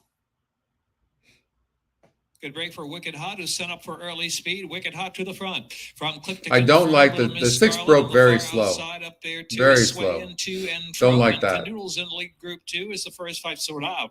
Back to Dry Well, and trailing the field is Dotada. Click to confirm now the speed. Click to confirm the 1 to catch. Leads about a length from swaying to and fro, and Wicked Hot down inside in 3rd position past the 5-ace pole. Noodles in between horses 4th. Little Miss Scarlet and Dry Well. And next, and they're about 5 from the front, heading for the turn. Dotada in the back still. Half mile left to run. Click to confirm. Wicked Hot down to the inside, swaying to and fro. Canoodle tracks along there in 4th, but loses a bit of ground to the pace. At the outside is Little Ms. Scarlet, is up 3 deep, and back to Dry Well. And turning the field is Dotada. 2.5 furlongs left to go. Click to confirm. Swaying to and fro. 5 is done. Closer. Now Canoodle gets the horse we have to worry about right now is the 4. Outside. Just behind him is Wicked Hot, saving ground into the stretch. They're followed by Dry Well, out wide Little Miss Scarlet, into the stretch now. Wicked Hot punches through, finds an opening down to the inside, swaying to and fro with a narrow lead though. Wicked Hot down to the inside, Canoodle out in the center of the track. 3 of them across the track, a 16th of a mile left to go. Swaying to and fro, she's a game filly. Swaying to and fro, will hold sway. Swaying to and fro from Canoodle. 6-4-2. There was Wicked Hot. It clicked to confirm. Why didn't I bet Dry that? Well. 6-4. Hopefully some of you got that. All right.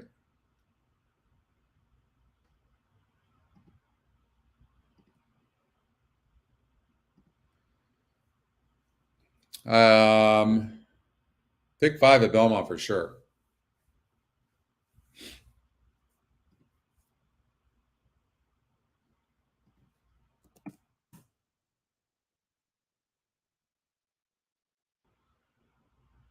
So look, you can see the betting in this race, right? Yeah, a little bit, Alan. Hopefully. You came with Eric, you brought us some luck. All right, so let's see what happens. Here's the thing. It's a wide open race on paper. But, I mean, this horse looks pretty darn good to me.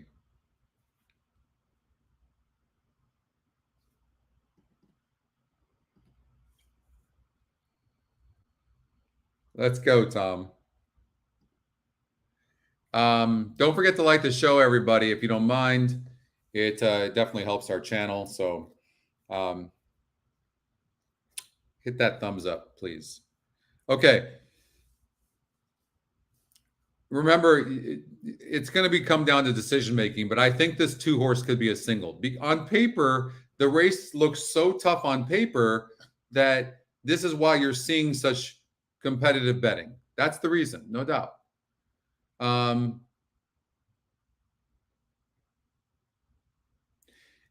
don't know how you can like a horse like the one, and I'll show you why. Horse is 27% here, 5-2. 50 cents in the dollar, 37%. Nada. 60 cents in the dollar, 41%. No. You see what I'm saying?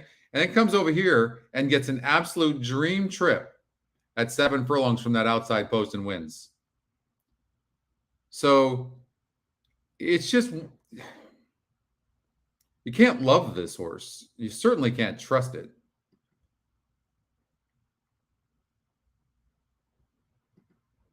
Can it win? Yes. This horse, all it did was go gate to wire, 2 back.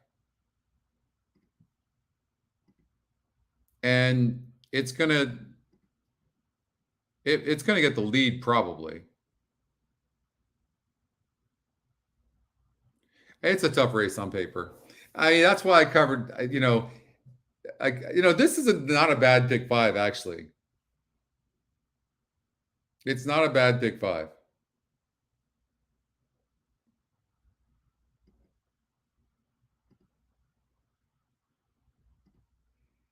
Who did the 4 face? Let's see here. Let's look here and see who the 4 faced in here.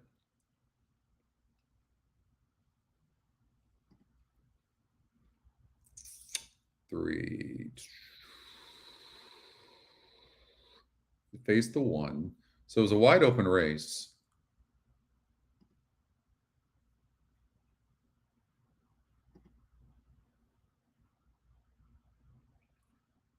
This horse has burned money. I mean, big time.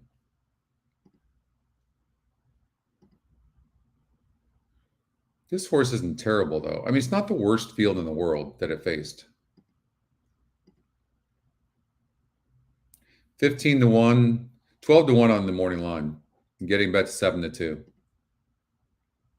So, look, it wasn't meant to do anything last time out. It was in a non-graded stakes race after breaking its maiden. And you see this all the time. 62 on the SOR. It was 26-1. So you can throw that out. Air Show is 32% to win. But, I mean, I can't take a horse that has burned so much money, can I?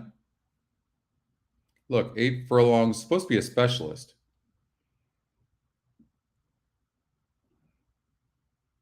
I mean, look at this horse is always getting overbet because it's always running decent, and it's one of those horses, right?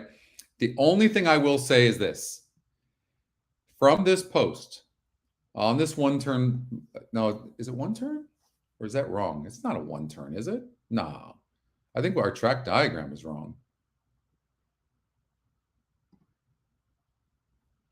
Where's the starting point? There's no way this is a 1 turn at 8.5.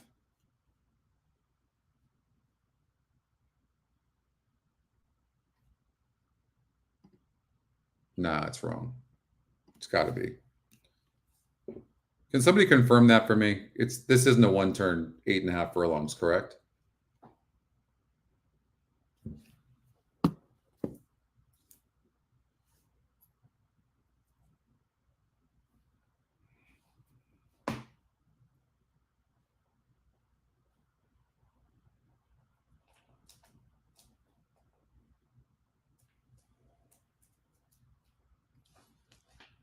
It is 1 turn?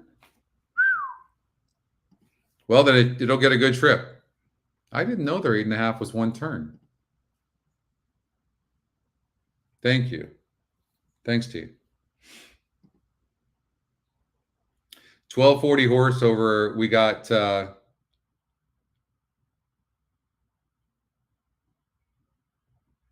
in the 5th race, which is great. And then we're spread out in this race.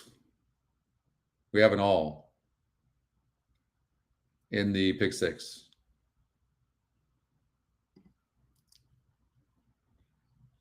Oh, they run one turn, Dan, to 9 furlongs? Okay. 9 furlongs. Thanks, T-Money. Thank you, guys. Hola, Oscar. It's a tough one. I really, I really like this pick 5s. I mean, in fact, I'm going to play it.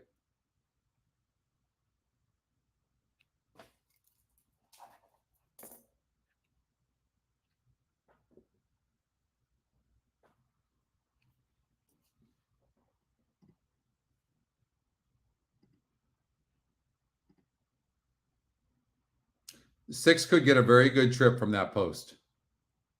The last time that horse had an outside, maybe this is the type of horse that doesn't like inside.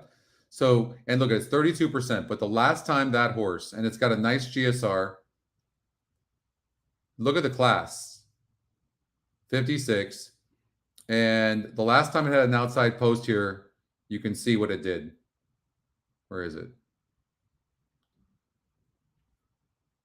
It was this horse, wasn't it?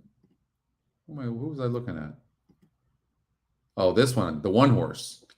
Oh, the one's on the inside now, though.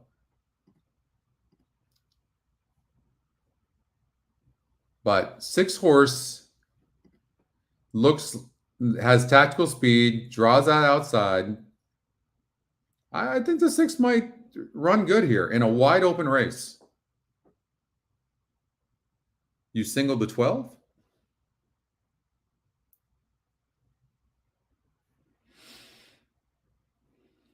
All right, here we go. Belmont Park, pick 5. All 2, 3, 8. All 7 y 7.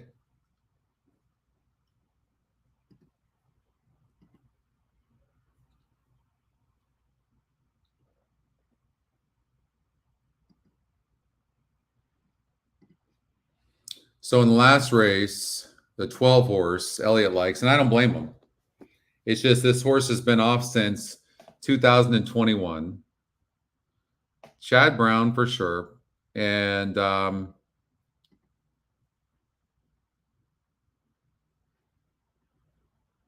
it's just a hard read. It's very hard read. And it draws a 12 hole as well, which isn't, great.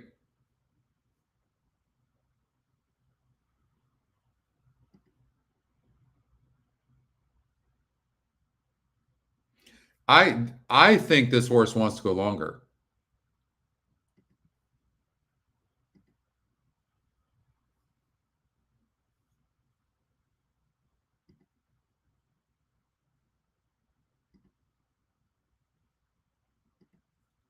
What's interesting is Manny Frank Ortiz, Jose Ortiz. Oh no, Irad Ortiz rode this horse last time out. Okay, so and this horse is the second EquinEdge pick.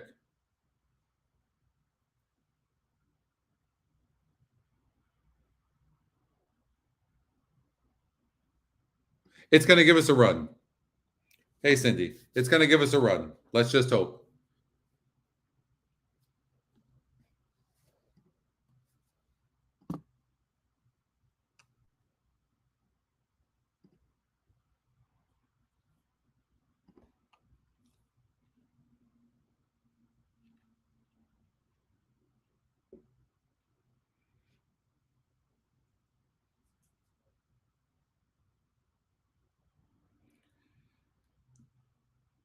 Probably not, Elliot. You're probably right, honestly.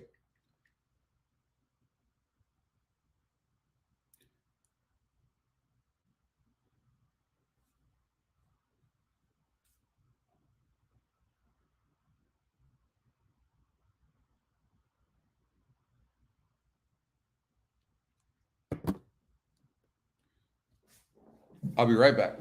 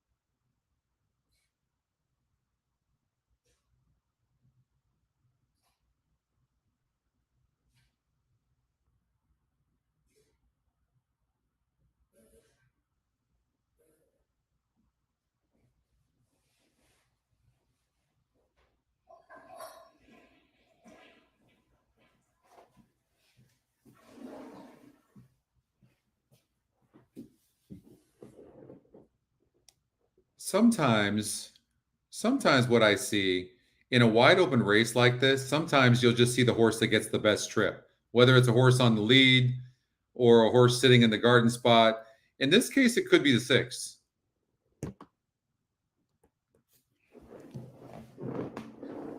And he's 9-2 right now and 32%.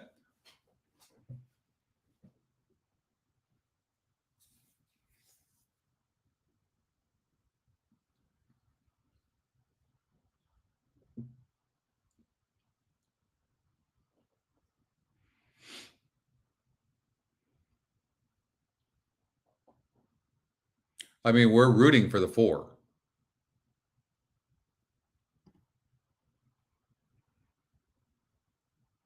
And this horse has had the inside the last couple of races. But man.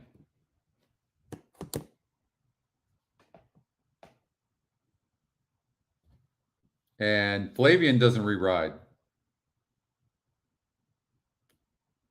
Flavian gets off to ride the 2, who's even money right now.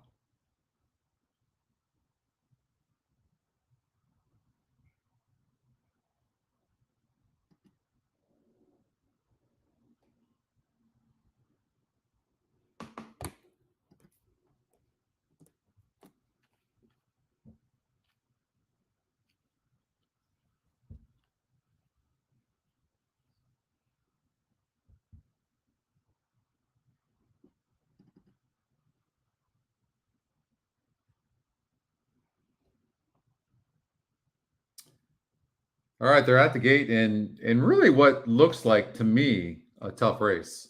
I can understand why the betting public is getting on the 2. Makes a lot of sense because the other ones just have burned money. And at least this one hasn't burnt a bunch of money. It's a hard read. Really hard read. I mean, because that was not a strong field this horse faced last time out. And this horse wants longer.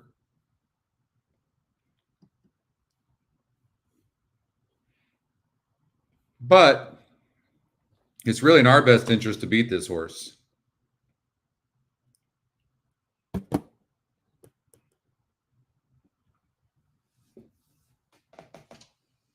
Right it on the ice, moves in. Waiting now for Dangerous Edge and Air Show. The 6th race starts the late pick 5, and that pool is almost $700,000. Air Show in the gate. We are set for the 6th. Would love to see this 6 break out good out of the gate. And they're off. And 2 broke slow. Steadying there shortly after the start, number 2, Endowed. And Endowed is the early trailer. Dangerous Edge, Air Show, right it on the ice. The 3 of them in a battle early here. And they've got a length and a half on Endowed, who is now moving up on the extreme outside. Endowed is going to go up and contest the front runners here. Bold Victory, the early trailer in 5th. It's Endowed, who now has the lead. Right it on the ice, races in 2nd. Dangerous Edge back in 3rd. Then Air Show and Bold Victory. The quarter went in 23 and 4/5 seconds. So Endowed is the leader here. Endowed now getting away to lead by a length and a half. Right it on the ice, runs in 2nd. And alongside is Dangerous Edge next in 3rd. A break of 2 to the 2 trailers, Bold Victory and Air Show.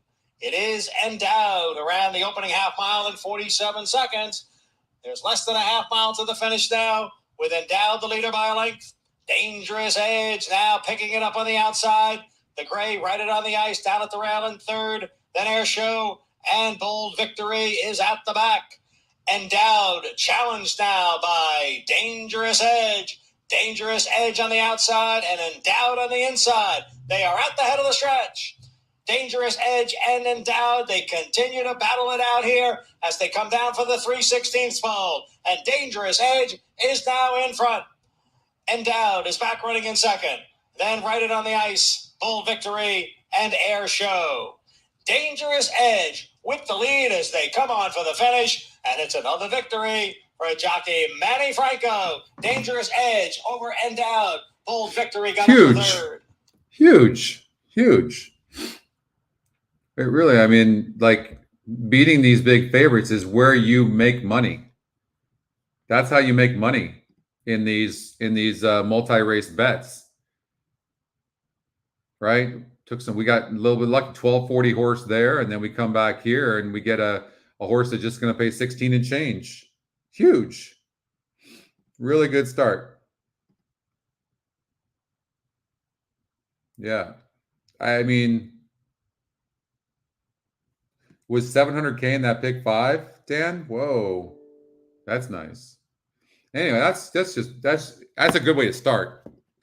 All right, hopefully we can finish it off, but that's fantastic. All right, let's get out to Gulfstream Park, race number 7, and we'll play a pick 5 there. I know we played a pick 6. Let's see here. Our pick 6, we had the 3 and the 6, so that's what we need.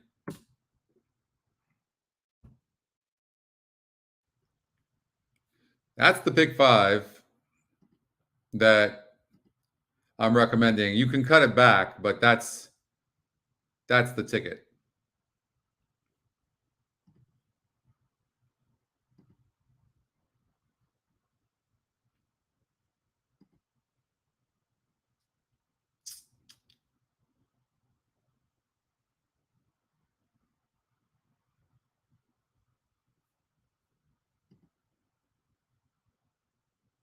So when I was on the Hippica show this morning, this is what I heard.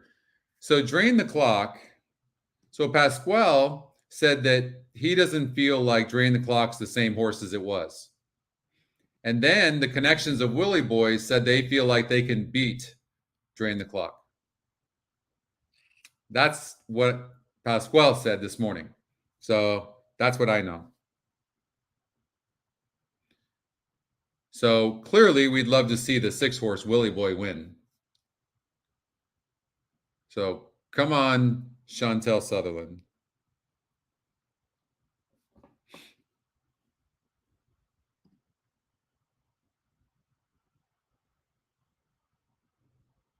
Now, look, you see a horse like Yes, I'm a Beast.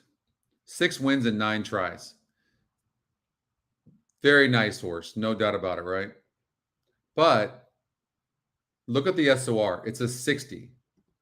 So it's the second lowest next to the 4 horse who's dead on the board. 4 wins. So these horses might run well, but to win, what happens is they start getting weak late in the race because the class just prevails. And this is why the SOR is so very important.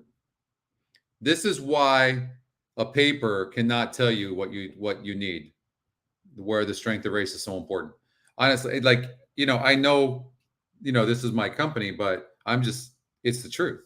It's why we created the SOR. Because on paper, this looks good. And this horse is fast. And if you look at this, you're like, oh, man, it's pretty impressive here. But look at the SORs. And this horse earned 188,000 and 7 wins. Very, very nice. No question. But I'm going to guess this horse is going to be on the lead, but I'm going to guess it's going to stop. And these class horses will be a lot closer to the pace. First of all, look at the class and the SOR of the 3. And it's tactical. I mean, if it wants to, it could probably get the lead. It doesn't need it, but it could probably get it.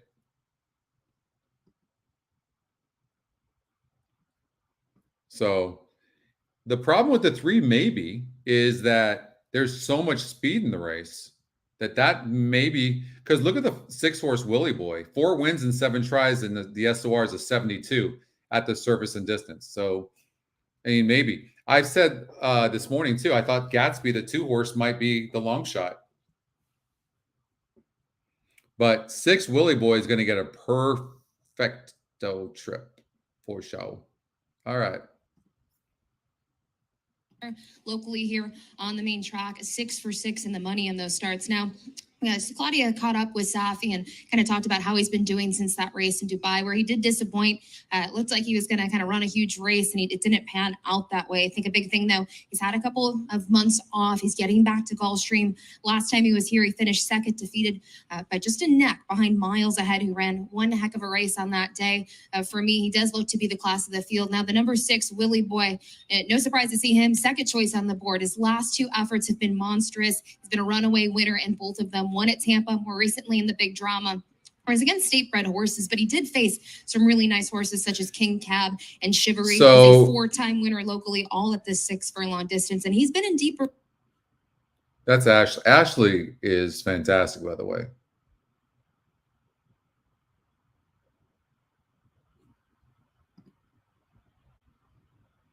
I tried to get her to use EquinEdge, but she's a traditionalist.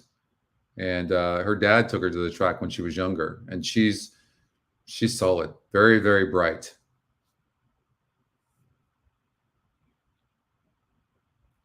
I do think the 2 can get a piece, Patrick. I do.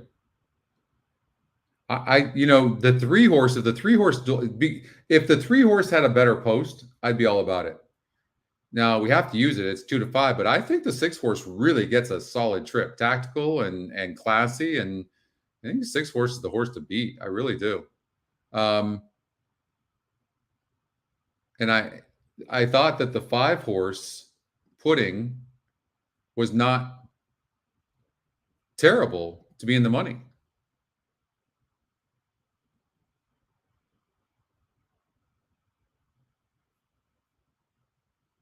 So I'm trying to figure out, aside from betting the 6 to win, which I did, I'm trying to figure out the best way to play this. Maybe just do an exact 6 over 2 and 5, just in case the 3 doesn't go, and then do a trifecta 6 with 3 with 2, 5, something like that. Probably the best way to do it. Okay, so we're obviously rooting for that. We played the pick 5, right? Did I play the pick 5?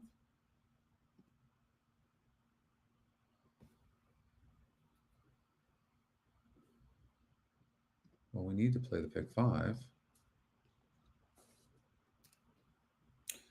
You know what you might do? Just take a chance, right? So you got the 3 and the 6, but maybe take a chance and just single, and it's $60, which is what I'm going to do. I'm just going to take a risk because of the trip that the 6 is going to get, and do that. If the 3 beats me, it beats me.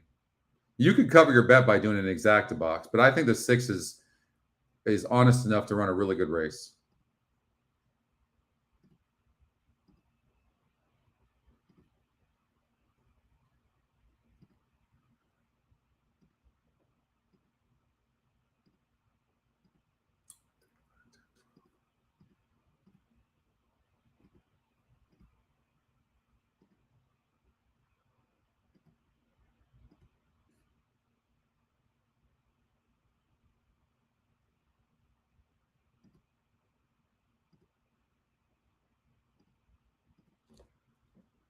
Racing and the Smile Sprint. Level beginning. Soon after the start, Absolute Grit went hunting an advantage. Yes, I'm a Beast is speeding through at the rail. And here's the big favorite, Drain the Clock on the go. Gatsby splitting horses. It's a real contested early pace. It's Gatsby from between. Drain the Clock 3 wide. Yes, I'm a Beast along the rail. They go 2.5 better than Willie Boy. Absolute Grit is at the rail, and Pudding is last with pace ahead of him. He's only 5 lengths off the lead as the opening quarter went at 21 and 3. They whistle around the far turn. Yes, I'm a Beast.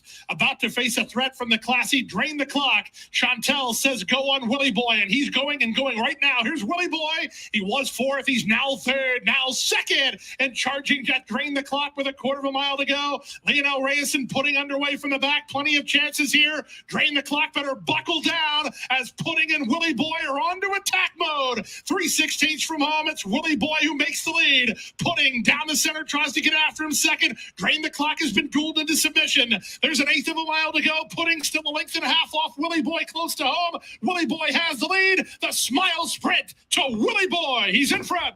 Pudding was second, up 3rd. Absolute Grit, Drain the Clock. He had to settle for 4th. Then Gatsby, and Yes, I'm a Beast in 109 and 3. Got that exacta. 6 over the 5, which is the one we wanted. 14 to 1. 14 to 1 on pudding. Where are you guys? Where are you guys? Not good enough for you guys? Come on. 6-5. 6-5. There we go. Hey, Linda. Thanks, Catherine. There we go. Nice trip. That's honestly race style, which the 3 horses style is to be close to the pace. It was a fast pace. That's all that happened there. And the 6 had a perfect trip from that 6 post.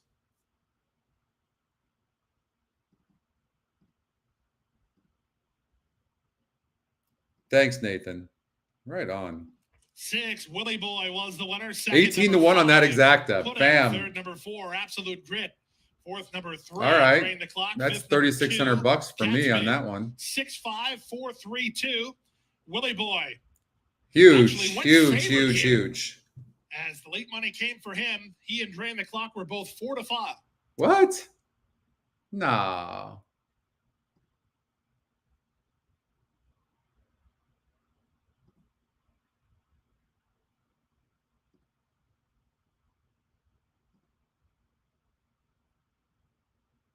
Yeah, that's insane.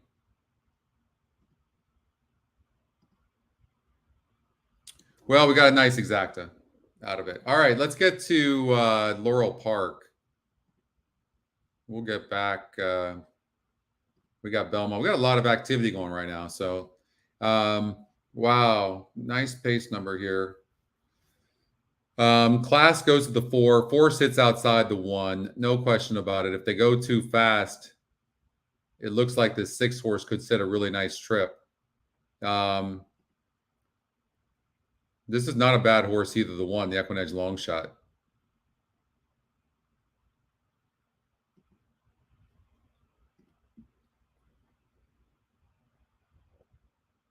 I like the EquinEdge 3 picks. One of those. I lean towards the 4 and the 6. You could get a nice exacta there with the 4 and the 6, especially if the 6 wins. But they're going 5.5 on the turf, and speed really holds here. So you not only have the top 3 EquinEdge picks, but you got the 3 fastest horses in the race as well. And 5 horse does have some class. And it's been facing tougher horses for sure. And now it's been off a layoff, and it's tactical. I'd probably lean against that, away from that, the 5 for now. But the 5 can win. I like the 1-4-6, maybe a 1-4-6 exacta box over at Laurel.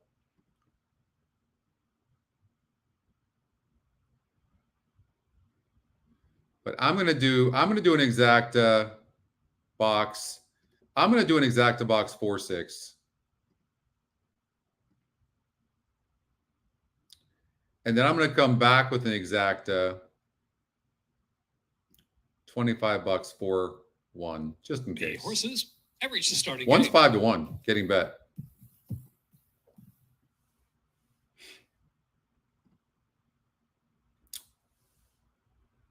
$22 to 1 on pudding. How's that, huh? The 5. Magical Luna, looks don't lie. Royal Engagement and Sense on it. And Pasquale said this morning they would love the 6 horse. Bourbon Just glad that 5 horse didn't pass it. Stony Point is 4-5. Tritone Gal. We'll look, Scotty. I didn't see. And Killy Start. Oh, she hit the pick 5 at Woodbine? Oh, I didn't see that. I missed that. What did it pay?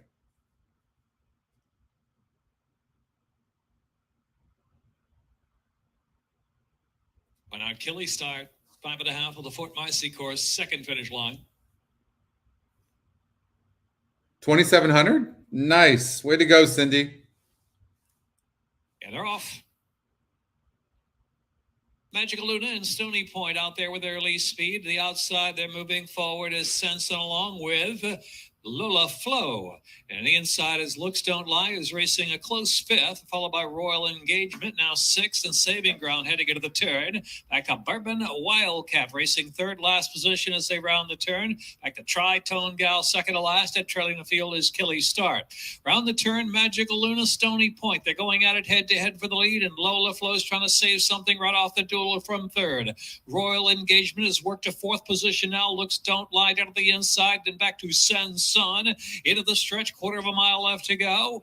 And the outside, Stony Point's got momentum, and Stony Point going to try to kick Stony Point. Magical Luna. Lola Flow is right there. Lola Flow's running a big one, charging hard now, third, almost second. Then back to Royal Engagement on the far outside. Tri-Tone Gal picks up a share late. Stony Point, here comes Royal Engagement. Royal Engagement surging on the outside. Stony Point, Royal Engagement to the second finish line. 4-5.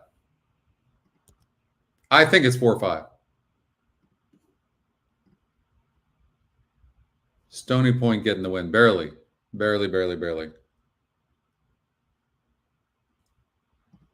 All right, let's see what this exacta paid. So $3,760 on that. The win bet, only, well, the horse went off at 4-5, but that's okay. We're alive in a lot. We got the pick 5 going, pick 6 going, both at Belmont Park and Gulfstream Park. So far, so good. Churchill Downs. We're rocking.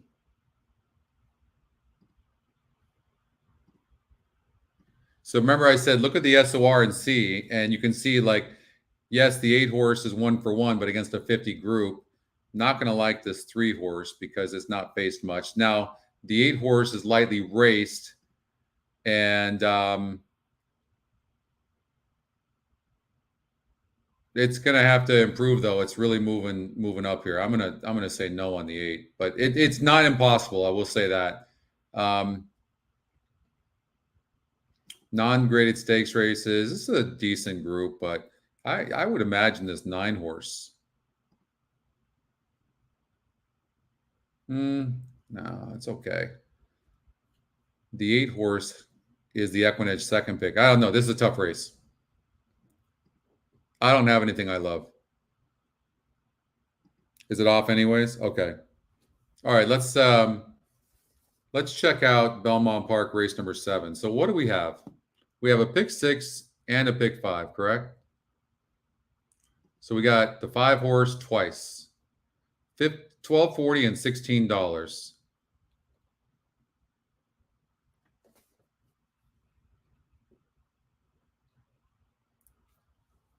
They take off, Foldy? Yeah.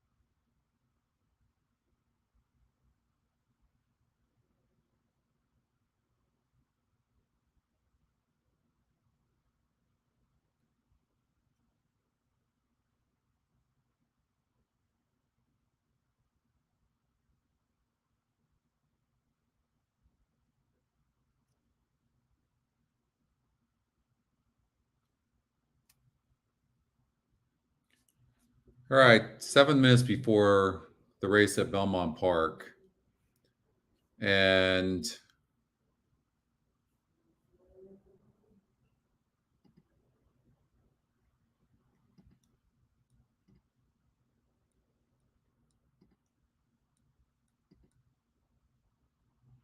Well, that's a good one.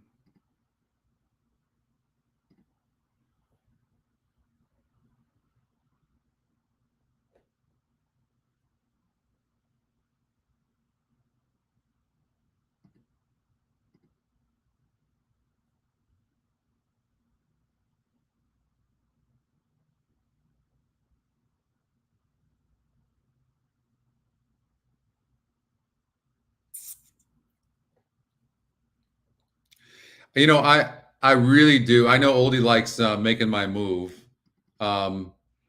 and just because of the inside post, I just and this horse has lost before as the favorite. Um, I decided to go away. Not go away, but to spread here. But this I like Shizamiya, probably the horse to beat. But let's try. Came in 9-8. Okay, thanks, Eric.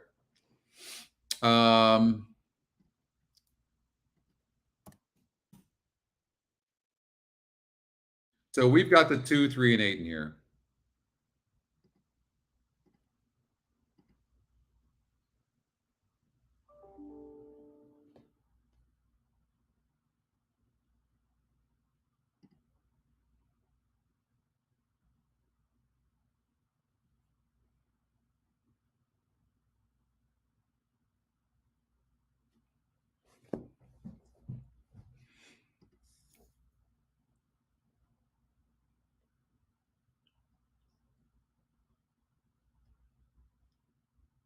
I mean, the EquinEdge morning line on this horse is 7-5.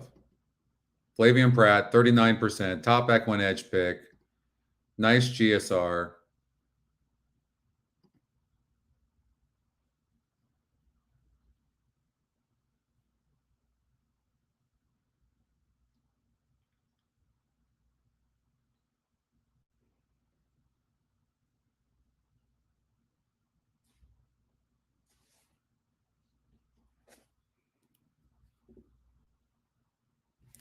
So I'm gonna bet the 2 horse to win over. I think the 2 is gonna beat the 3. I'm rooting for Oldie, but I do think the 2 is better than the 8 and the 3. But I think the 3 is a decent horse.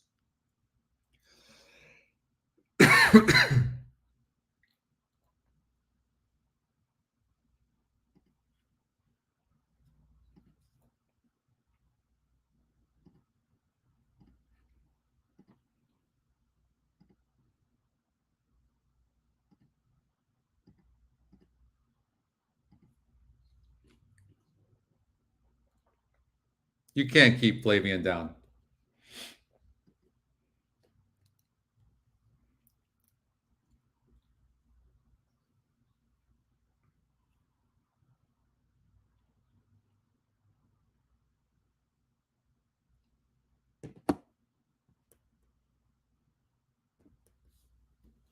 Be right back.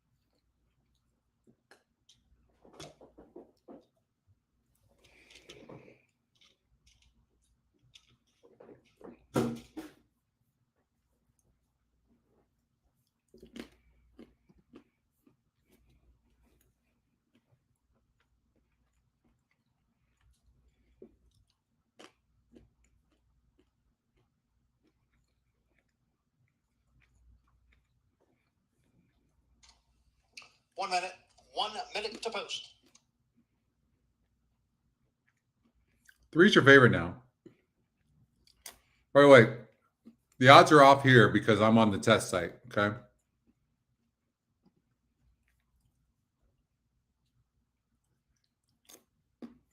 But I'm so used to using the test site now. It's very difficult for me to go back. But you can see Autumn Glory is 85. She's me as 2-1.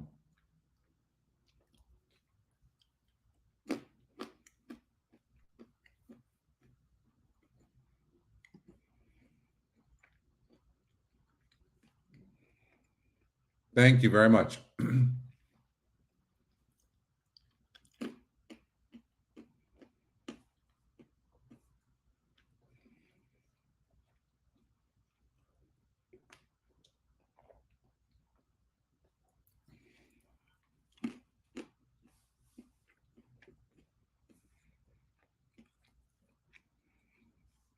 So the way you can judge your chances of winning the race, getting by this leg, is by adding up the win percentages of the horses you have.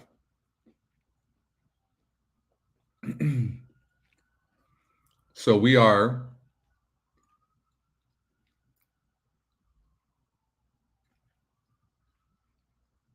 79% chance of winning this race.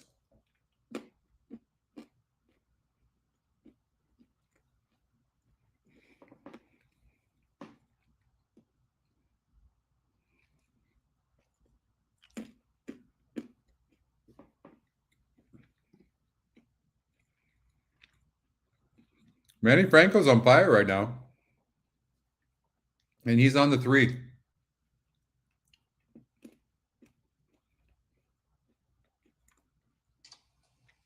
The horses are approaching the starting gate.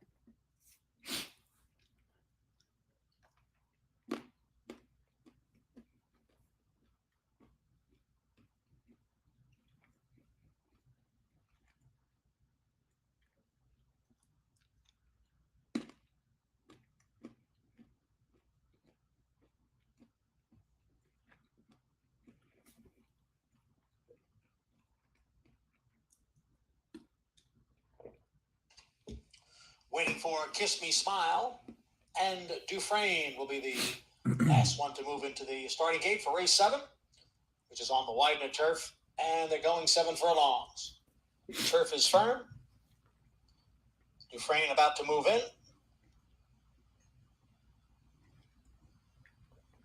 And she's in the gate, and we're set. And they're off. Making My Move is out for the early lead with She's Amia. Down towards the hedge and on the outside is Dufresne. Then comes Happy Hill Lil, who is racing in 4th. Then is Love's Misery next in 5th, followed by Autumn Glory. The favorite is 6th here. And Big Al's Gal is in 7th with Kiss Me Smile, the trailer, in 8th. Making My Move leads here by a length. Dufresne running in 2nd. Right alongside is Happy Hill Lil, the quarter 22 and 2. She's Mia, hard held there, and in 4th, passed now on the outside by Big Al's Gal and by Love's Misery. Autumn Glory has this one horse beat at this point, and that is Kiss Me Smile. It is Making My Move, who takes the field around the far turn and ran a half in 44 and 4/5 seconds. Making My Move by a length and a half. Dufresne next in 2nd. She's Mia now comes on through to grab 3rd. Happy Hill Lil on the inside.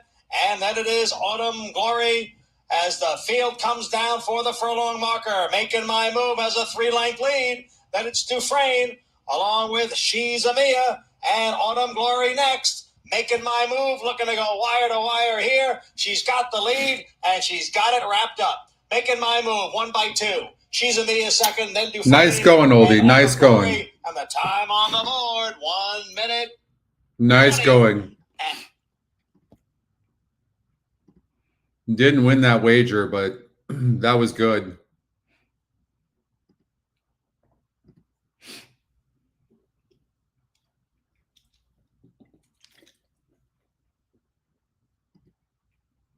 Gate to wire.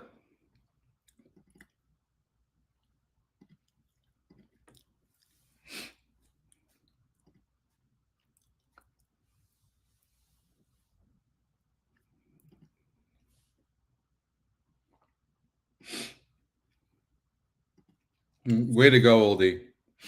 Such a good handicapper. All right.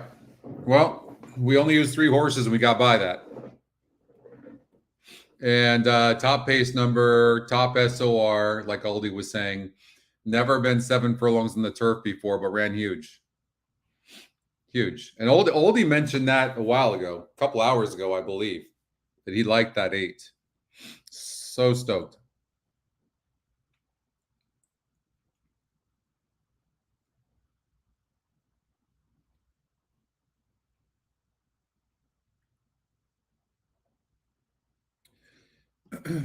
How would they, I mean, maybe the 7 a little bit, Elliot, but how would they press? Well, I mean, look, I mean, clearly the pace number, this is the best pace number in horse racing.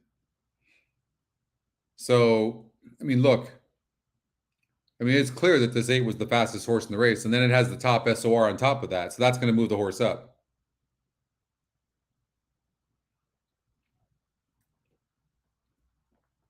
Here's the other thing too.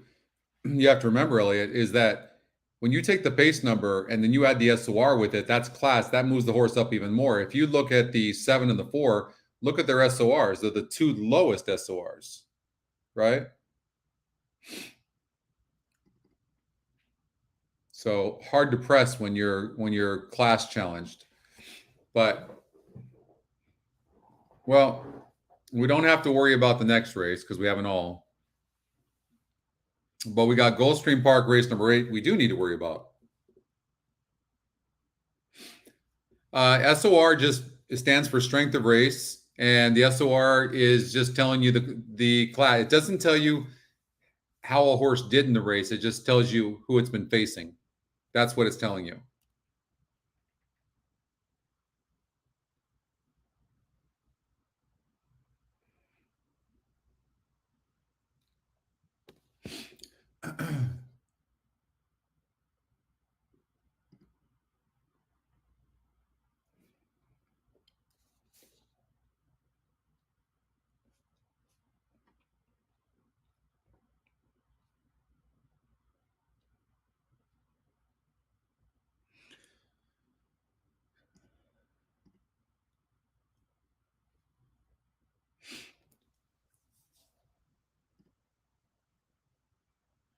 So we have 1, 2, 3, 4, 6, 7. The only horse we left out was the 5.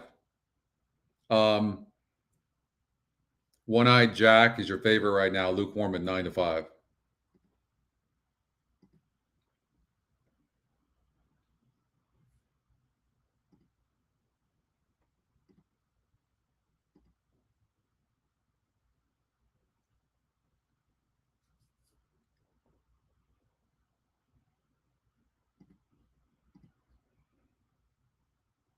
Yeah, I find this race wide open. I really do.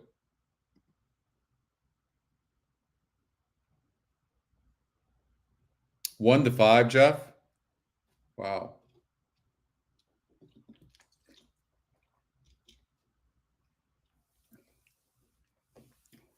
Yeah, just the class gap, Elliot. No, I didn't think you thought the 7 or 4 would win.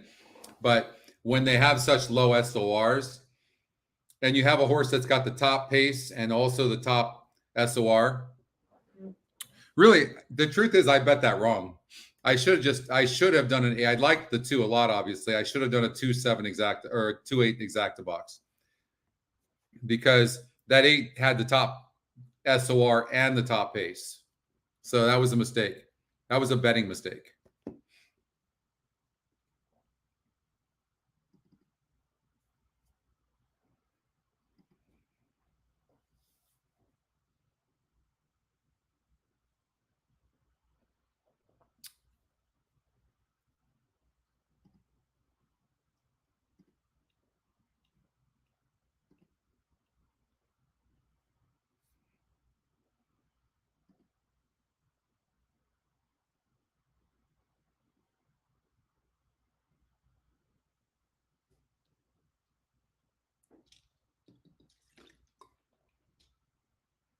Yep.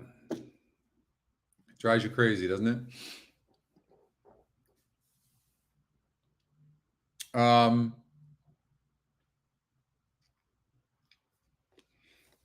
Give out.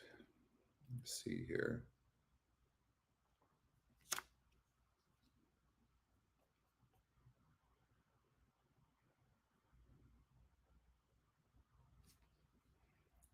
So what happened in race number 6 in the pick 6? 5 horse ends up winning. 6 horse then won. Now we're in race number 8.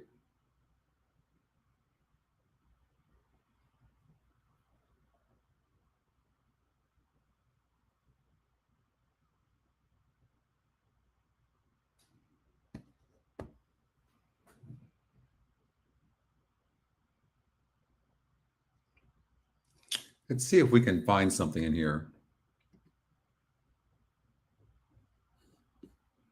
As far as who horses have faced, so the 1 horse Tone Feeling didn't face much.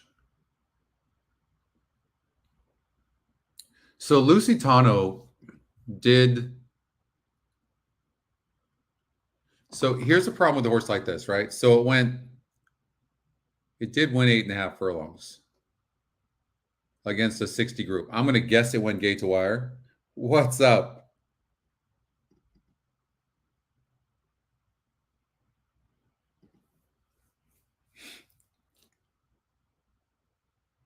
By the way, this is going to be the new layout for our dashboard. We're going to change a few things.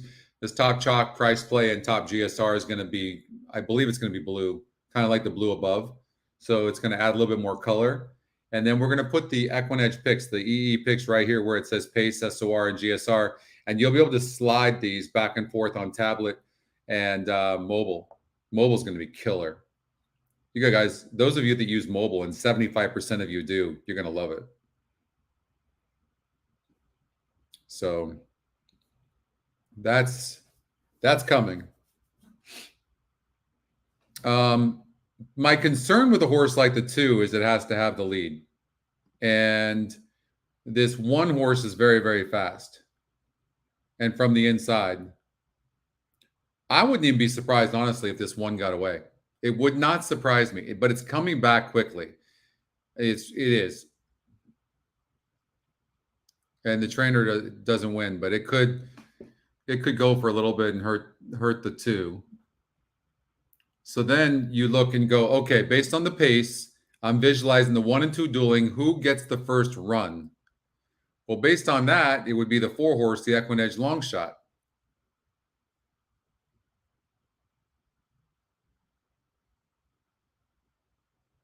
But this guy's burned a lot of money.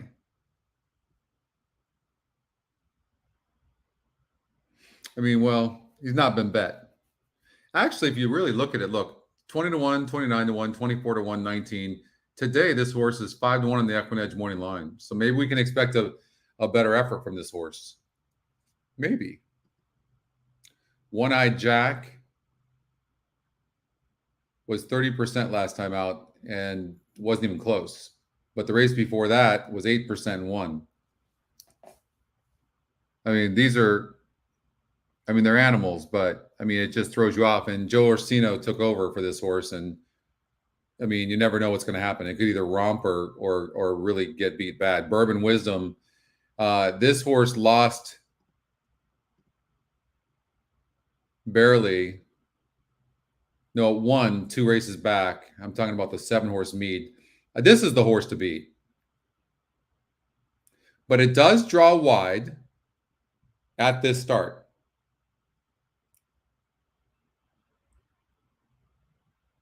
Yeah, Gary, wait till you see. Wait till you see. It's amazing.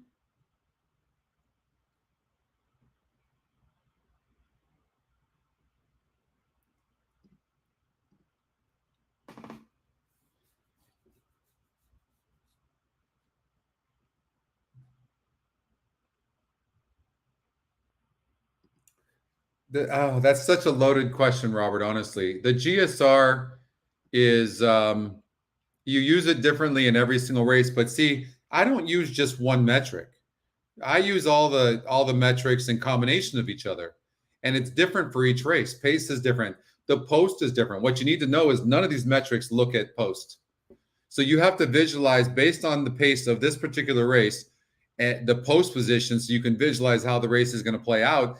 And then you look at the GSR to see, hey, this horse has some breeding to go this distance. And sometimes you see everything looks good, but then it's got a really, really low GSR. I mean, they don't win very often. Low GSRs win, but just not often. If that makes sense. So there's no one way to use it at all. I don't know who's going to win this race. We're just praying. I would love to see the 4-horse Nacho Papa, who I think might run an improved race here, win this race, or even the 1-horse Gate to Wire. Going this distance, you see where the 7 is? It's the best horse in the race, but it might not get the best trip. They're at the post. Because it does the high likelihood it's going to be wide or have to cut back and lose some ground on the first turn. And they're off. Excellent start for One-Eyed Jack, and he's immediately in front from the outside. That's Mead trying to angle over. Floated out by Bourbon Wisdom. Mead way out the center. 8 wide. The speed of Look at that. Jack. One-Eyed Jack. I mean, that's your 7-5 favorite having to go wide like that. And it's the best horse in the race, but that could cost the horse late. We hope. 2 wide Lusitano, out the rail Tone Phelan, and still working out the center. Mead is last of all. Not much pace on here as they go through the opening quarter mile. One-Eyed Jack leads under a loose rein. In front to half a length over Bourbon Wisdom in second. Tone Phelan third at the rail. Followed fourth by Lusitano and 3 wide Nacho Papa. 4 wide is Mead. And now the back marker is Zilferione. They make their way to the half-mile point. Now they're turning up the heat on this leader, One-Eyed Jack. He only leads by a neck. Bourbon Wisdom and Morelos won't let him get far second. The rail is open for Tone Phelan, and he is going to scoot on through. Here he comes now. So no rest for the weary mid-race for One-Eyed Jack. From the outside, Mead has made ground to take fourth. As in tight and checking back was Tone Phelan. Lusitano patiently handled by Jason Wyas. He's only 2.5 lengths behind. Dropping back is Nacho Papa. Il Ferione is last as they round the far turn. Still plenty of chances here. In fact, 5 horses within 2.5 lengths with less than 5/16 to run. Bourbon Wisdom issues the challenge to One-Eyed Jack, who's been known to like a fight, and One-Eyed Jack has got his ears up. He's still in front. From the outside, it's Bourbon Wisdom. Mead is grinding home. Tone Phelan's at the rail. Camacho Jr. now asks One-Eyed Jack to go on. He still has the lead with Mead charging in the center to go after him at the rail and Tone Phelan. One-Eyed Jack digging in. Mead not by yet. Here comes Mead on the outside of One-Eyed Jack. One-Eyed Jack and Mead. One-Eyed Jack would not be denied. One-Eyed Jack turned away the challenge from Mead and beat him a neck. Whew. Only reason we got and beat that 7, only reason was because of that post position. And did you see how wide that horse went? I mean, you should put a note on that horse for next time out, but that's the reason. So it was exactly kind of, you set me up, Robert, on that one, actually, in a good way, because that was exactly what I'm talking about. So how do you judge the pace? I think this is a really good example. We got Laurel Park coming, but I will show you this. You see, because this horse has no speed, it's either going to have to around that first turn, and you see where they're starting here, the starting point. So this horse is out here, and you got to visualize, okay, one, it's only 18% to win. It is the top EquinEdge pick, 9-5 EquinEdge morning line, good GSR. So it's got a lot going for it, but its pace does not. And look at that. The jockey So the jockey had a decision to make. Who was on it? So Vasquez. He could either stay up with them and go wide, or what he had to do was get out, slow the horse down, and then back in. And he didn't want to do that. 3's coming down? No. What did it do?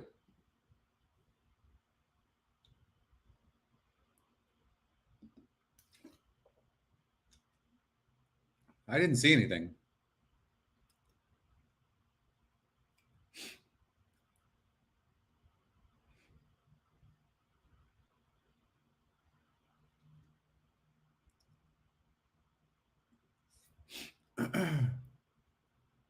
We'll try to get to that, Gary, if we can.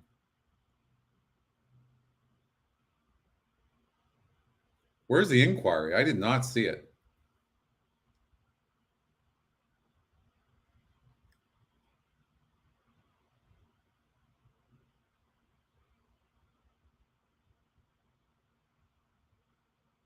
There is an objection between the 3 and the 1.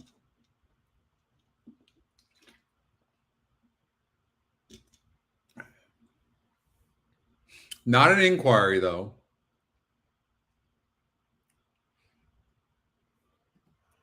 We're going to look at Laurel Park first.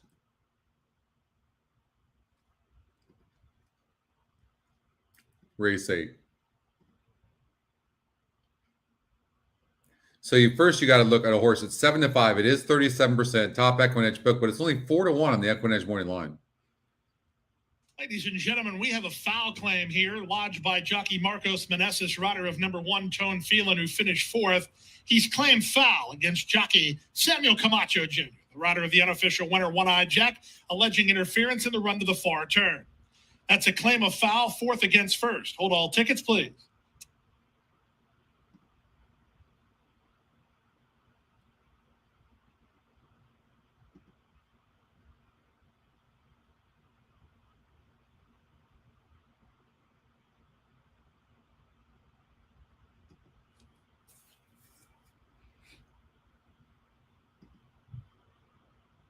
So you got a 1-turn mile here.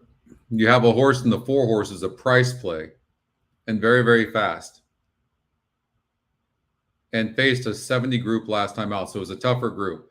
And has hung in there against easier.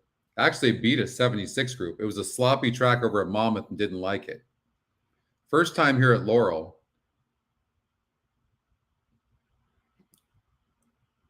Has some good class. Very good class, in fact. And so does the 8, but the 8 has no speed. How about the 7 horse? 6-1 on the EquinEdge morning line. You see that?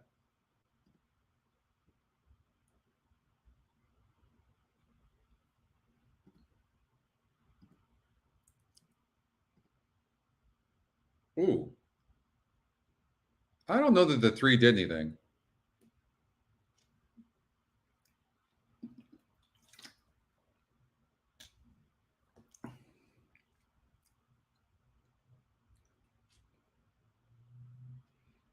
I mean, the 1's trying to get in there in a really tough spot. That angle's so difficult to tell.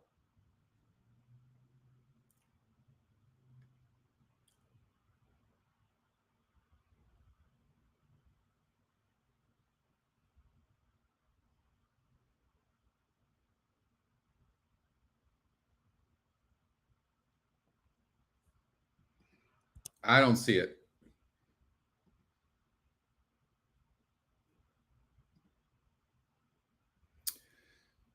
I think the 4 horse looks really tough. I really do think the 8's going to run a good race and finish. Also, you always have to watch out for Brittany Russell, who's got the 2 horse hybrid Eclipse, who's EquinEdge's second pick. I mean, this horse is pretty consistent.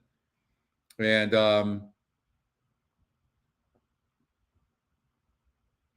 third race off the layoff as well. And that was a pretty tough group last time out. It's had plenty of time off. I think 2 could run good.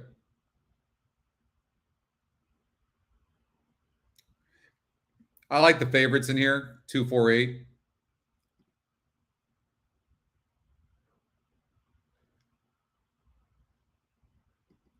I think I like the 4 the best. Probably like 4 over 2.8, something like that.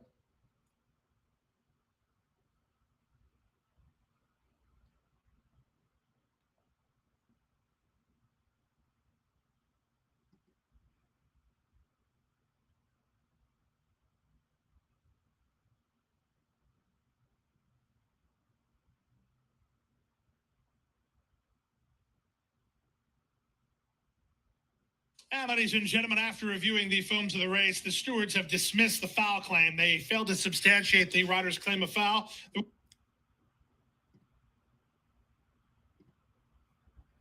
Off of the Caesar's Wish Stakes. Good break for the favorite. The grass is blue on the outside. Whole Bodie Meister is showing speed, and Hybrid Eclipse moving up on the inside there as Best settles on the outside of that one, racing in fourth. Then Glowcity is in fifth, and Stand for the Flag on the far outside, and trailing the field is Big Cheeks. It's the grass is blue leading the way well off the inside. The grass is blue, trying to get over just a little bit there. About the 3 path, leaving room for Hybrid Eclipse to prompt on through an opening quarter in 23.72. And so there goes Hybrid Eclipse. The grass is I mean, don't blue, forget all these taking back algorithms second are spot, different, and Jay. Glowcity So, is in I mean, there's just, Total Bodemeister they racing look in at different fourth. things. Best is traveling in the fifth spot, only 4 or 5 You know, off and the speed. Back the to 4 Stand for the should have Flag. had the Big lead, Cheeks but trailing for whatever the field. reason didn't. Round that far turn, Toledo and Hybrid Eclipse out of the inside. Jorge Ruiz and the grass is blue have more on the outside to offer. They're 47.22 half mile. So the grass is blue, Hybrid Eclipse. They're going head to head now with about 3 furlongs left to run. I mean, Whole Abe's Bodemeister has running 3 lengths huge. to close in, and Glowcity is fourth on the Easy. inside. Best is fifth and about 3 to 4 wide. Back to Stand for the Flag. And they're into the stretch now. Hybrid Eclipse a quarter mile from home. Hybrid Eclipse tries to pour it on from the grasses. Blues not by. It is Hybrid Eclipse in front and pulling away to a 2.5 No. length advantage from How the about this Grasses 2-horse? Blue. Pretty impressive. Glowcity's moved third out of the inside, then followed by Bass and Whole Bodemeister. It's all Hybrid That Eclipse was now. deceptive Hybrid right there. Eclipse with the 16th left to run. 2.8. Opening up now 3 lengths from the grass is blue, and Glowcity third. Hybrid Eclipse of the Caesar's Wish. 2.8.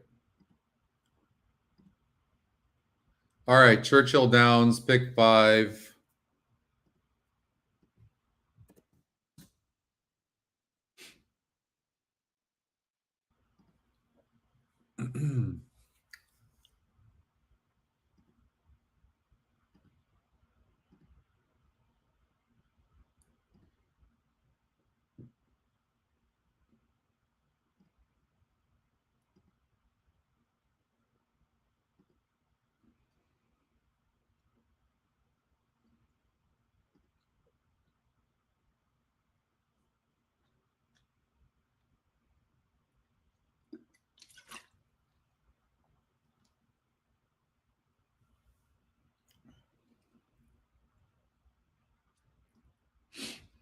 Well, the one thing we know is the 1 needs a lead, and but class-wise doesn't compare to She Dares the Devil, who's speedy as well. This horse is best on the lead. Can't get it. I would leave the 3 out. If the 5 goes with the 1 or the 1 goes too quickly, here's the horse that's going to probably pick it up. It's just a disappointing effort last time out. 40 cents in the dollar, 52%. You lacked late bid. Little scary, right? Rosario jumps aboard, and prior to that, the horse had run killer. 3 wins and 3 second place finishes, and a 3rd place finish in the last 7 races. So who's going to show up? What happened in the last race? Wasn't even really that strong of a field, but could get the trip.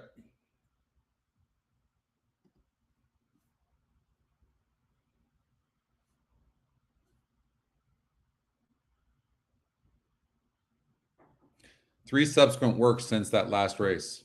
Disappointing effort. Look at the breeding on this horse. Tremendous.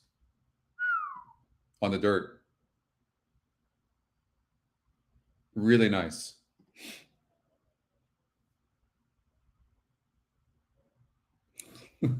For sure, Scott.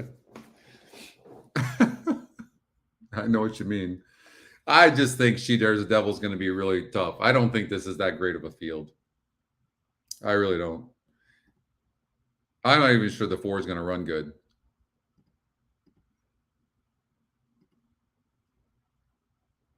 This horse just doesn't seem classy enough. So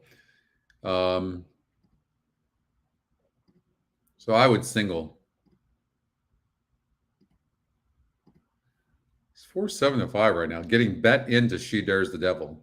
It's quite incredible, actually.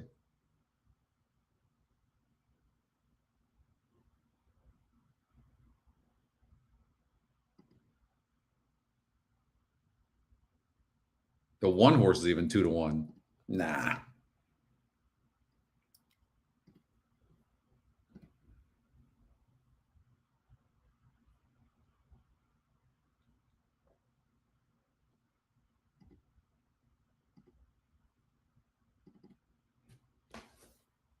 So that's what I would do.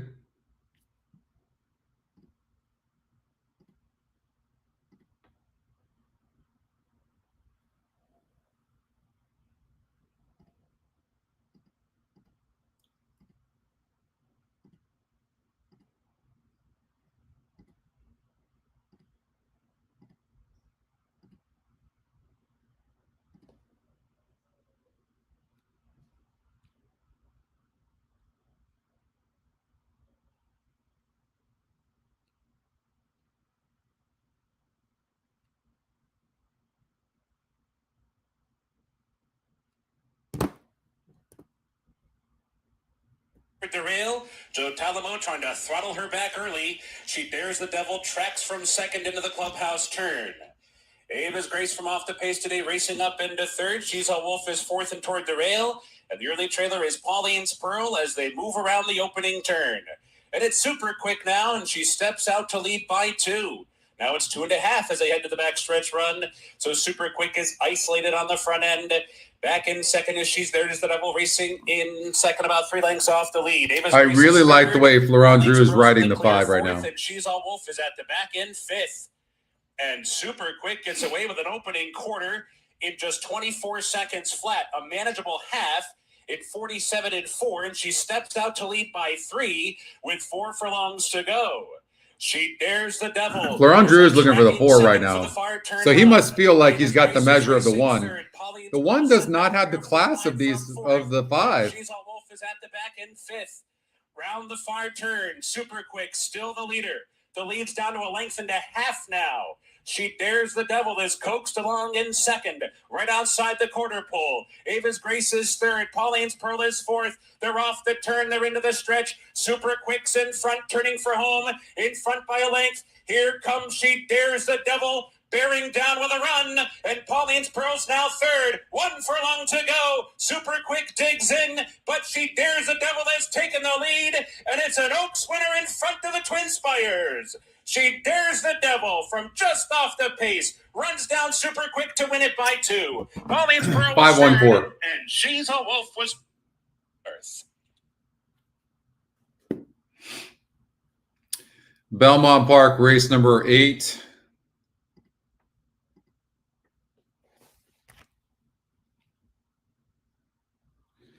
In the Dwyer. And we have an all in here. Some of you have singled the 1 because, well, I have an all. Some of you guys singled the 1 because that just seemed like the best thing to do. I hope we all move forward and the 1 wins. I played a little bit bigger ticket. The 1's at 2-5 right now getting bet. Makes a lot of sense. Thought the race was wide open. I'll be right back.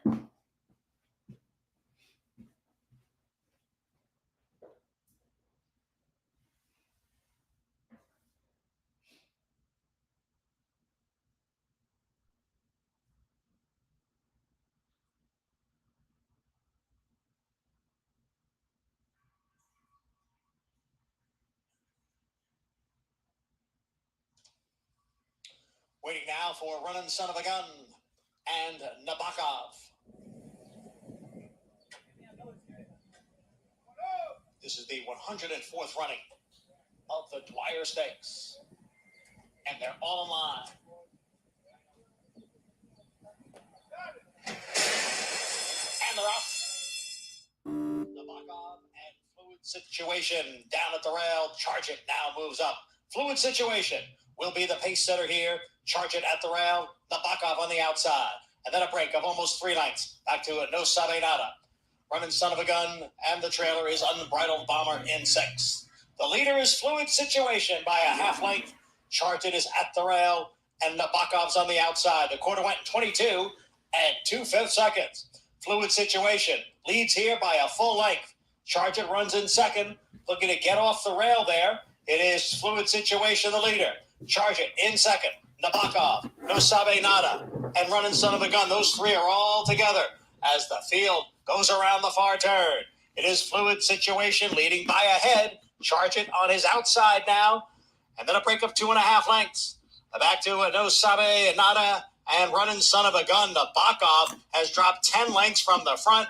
And now the front runner is Charted. Charted has taken over the lead from Fluid Situation. The half in 44 and 4. And now there's a quarter of a mile to the finish. And it is Charted in control as they head for home. 3/4, 109 and 3. Charted with the lead in the stretch here. And the lead has grown. Goodbye. Charted is pouring. There you go. He's Never got had a to sweat. 10-length lead. He's going to win by more. Wow. Charted returns to the races in an eye-popping performance, winning the Grade 3 Dwyer by the length of the stretch. Charted and Johnny Velasquez, and they complete the mile in 1 minute 34. Wow. And 3/5 seconds. That was awesome. Wow. I never did end up going to Arlington Park.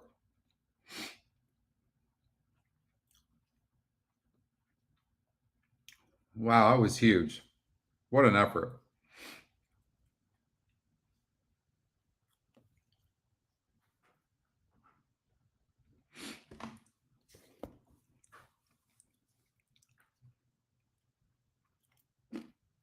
That was impressive, no doubt about it.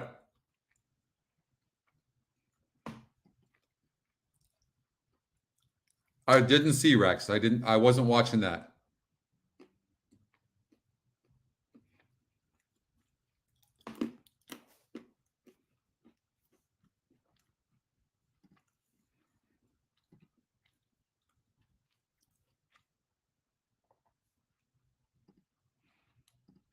What did it do there?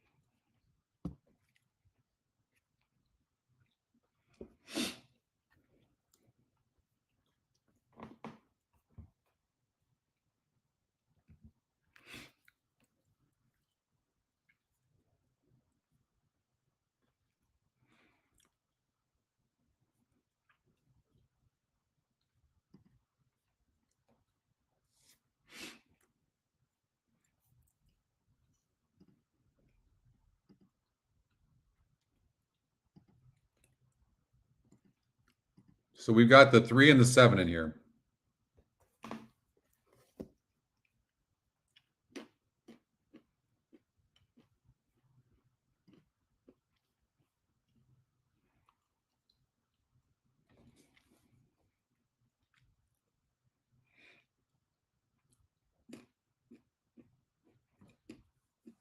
Me too, oldie.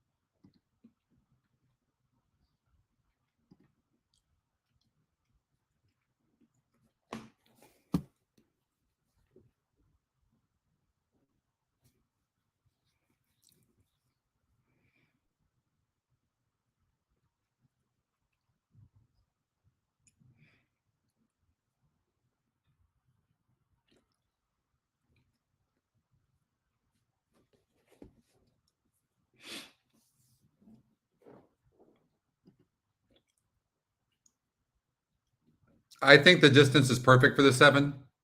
I hope the 3 wins, obviously, but I do think the distance is perfect for the 7.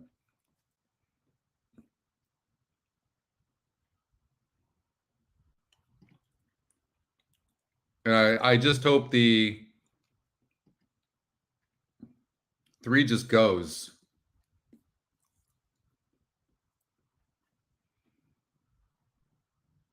5 minutes before the race.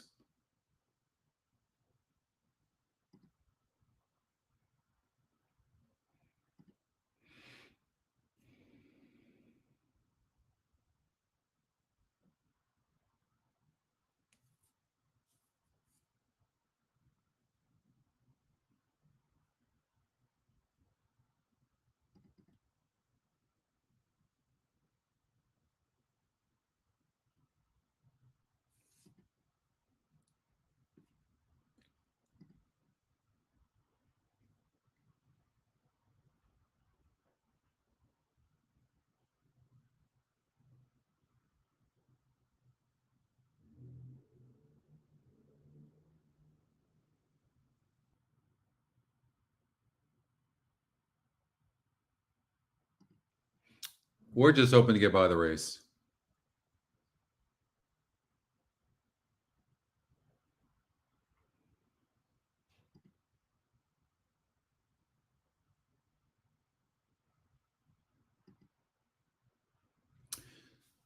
See, you'll notice that King Cairo has a 70 SOR.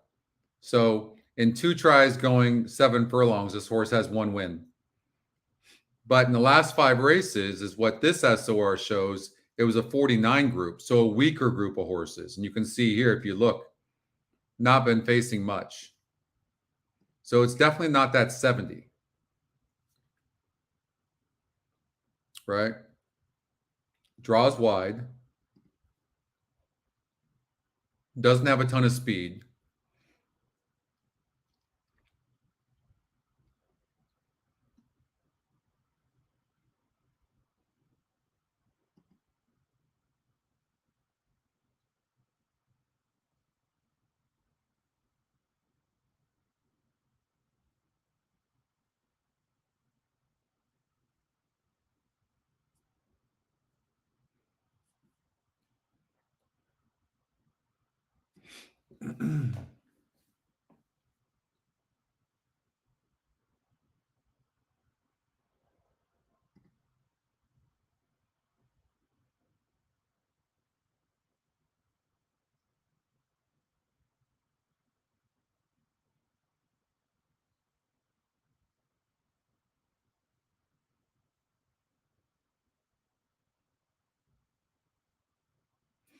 The 4 horse isn't really a horse that likes to, come from behind.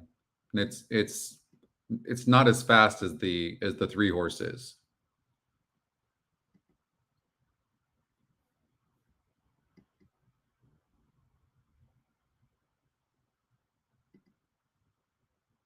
And if they duel, it will set it up for the 7, I believe. I'm worried about the 6 horse a little bit because jockey trainer combination is 50%. This horse didn't run very well last time out, but that was on the synthetic.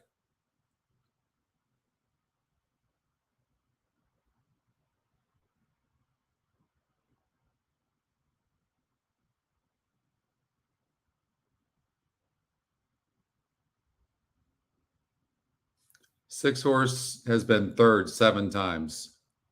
I watched the race of the 7 last time from Rosaz. I was impressed. Zayas jumps aboard.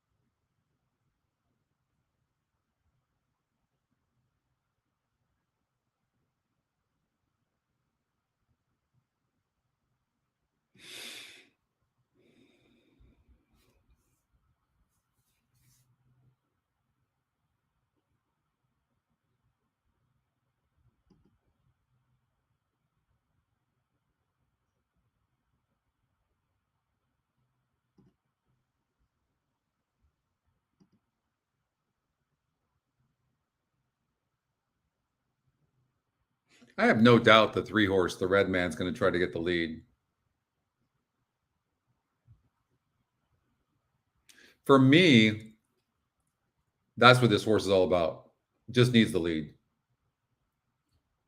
And Figueroa did it last time out, went straight to the lead. That's what's going to happen here as well. Whether he holds on, I don't know, but I would imagine that's what's going to happen. That hurts the 4-horse. Because I don't know if this horse can rate much. But this horse is certainly not impossible.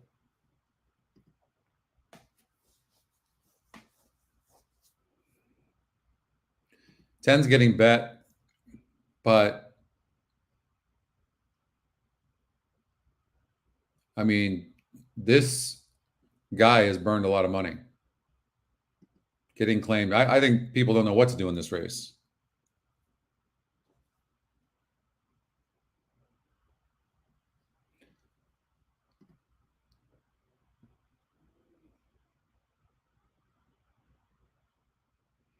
So, you know, if you're, first of all, surface and distance makes all the difference in the world.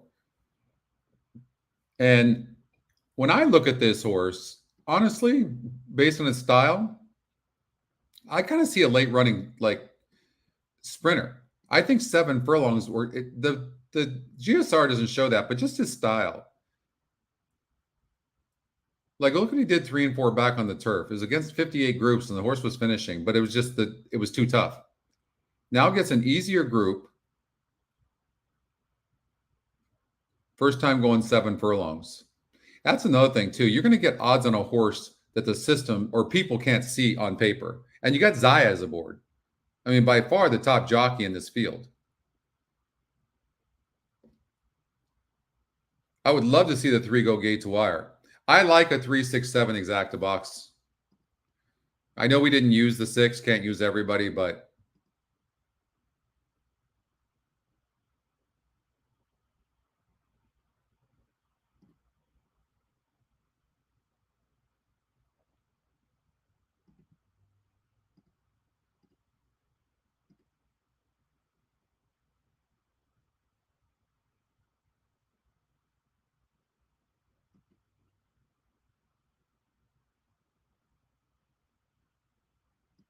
I especially like the 3 and 7. So I'm going to stick with that.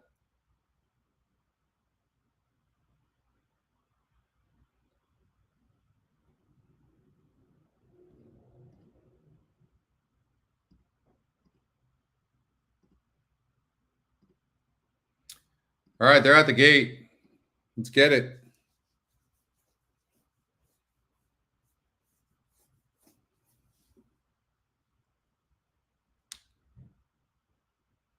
Come on, 3. Gate to wire.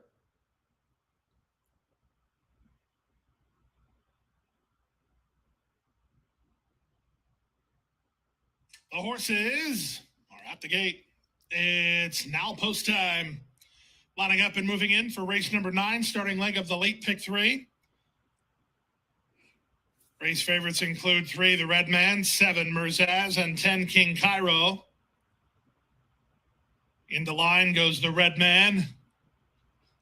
Now Spring the Beast.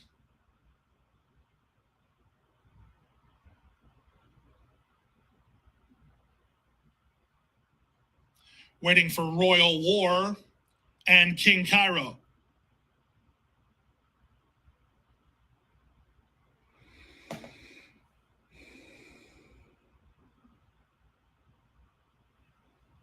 King Cairo in the colors of Vaccaro Racing Stable, the royal blue to complete the line. They're at the post. And they're off. Not an especially quick start for the Red Man. He was last to begin. 3 broke bad. It was bad. a quick break for Spring the Beast, who set it off for the early lead. The Red Man is rushing up in traffic, and the Red Man won't stop till he gets to the top. He's now a neck in front. Spring the Beast is alongside Royal War, and there's these 3 across the course. Prospect Project away closer than usual, 4th at the rail. King Cairo is out in the center, followed by Merzaz. A gap of 2 to Never Stop Dreaming, who races ahead of Valhalla Air Base. And then it's Far Back to Power, who's last of all as they make their way to the half-mile point. The red man has the lead, but up on the outside, King Cairo is not waiting. King Cairo is on the go, and he's now in front. The red man is asked to quicken to try to cling to him second. These two put on some speed as Merzaz runs into third outside of Spring the Beast. That's all for Royal War. Knifing between horses, Never Stop Dreaming. Dropping back, Prospect Project. Then Being Fun, still Far Back to Power. Still up front, King Cairo. Samuel Camacho Jr. bidding for 2 in a row, and he has King Cairo well in hand.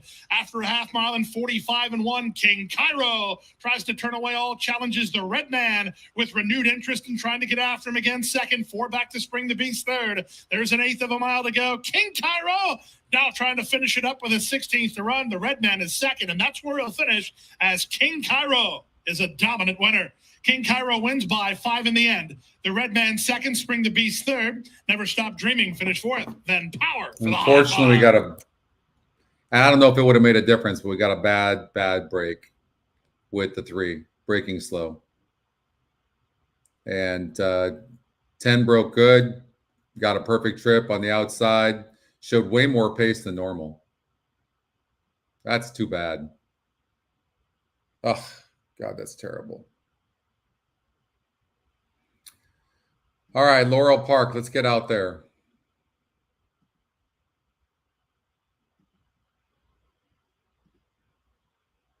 Race 9.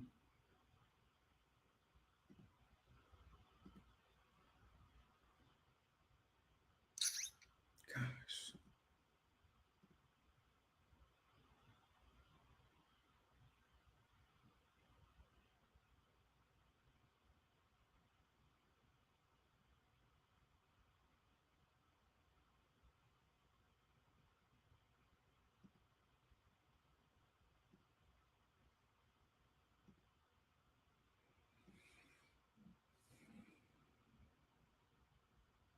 Second off the layoff for the 4 Defend. Won easily last time out. Drops in win percentage here because it faced a non-winners of 3 lifetime group. This horse needs a lead from what I can see for its best. So I see the 4 horse and the 5 is pressing. And the 4 does not get an outside post this time, but this 4 is fast. No question. These 2 are dueling.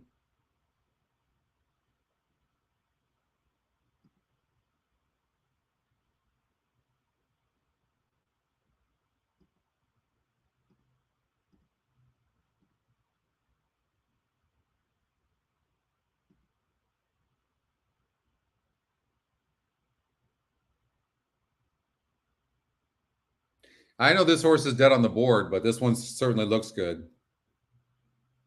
Hey, Lexi.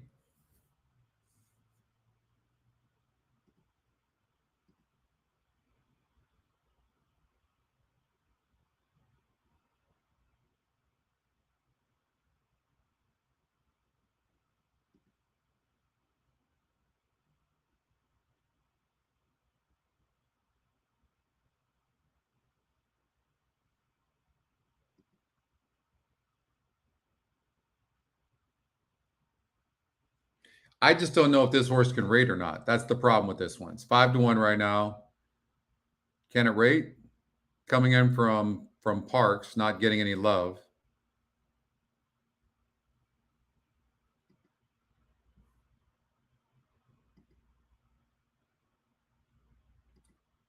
This is the Concern Stakes.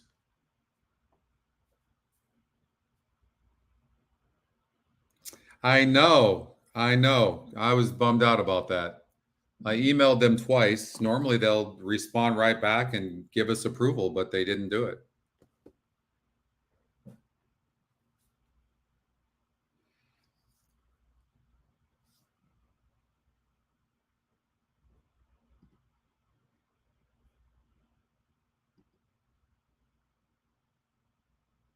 The horses approaching the gate.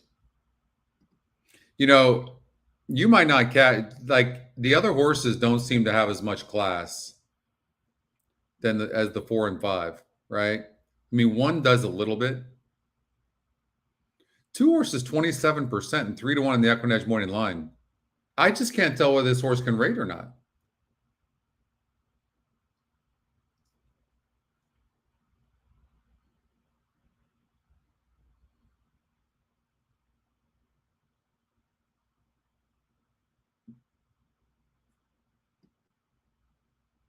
Six doesn't seem classy enough. It really makes me like the 1, but I don't know if the 1's classy enough because the 1's really only done well in a 62 group and a 60 group. This is a 72, so it doesn't have the class. And now reach the starting gate for the I'm just going to say it's going to be a 5-4. I think the speed's going to hold. Or 4-5.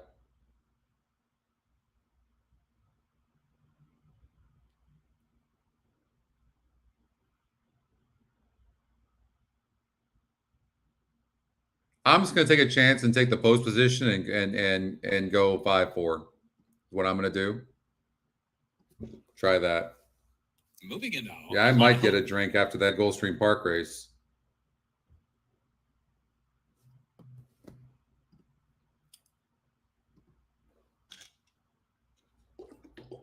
Scaramouche.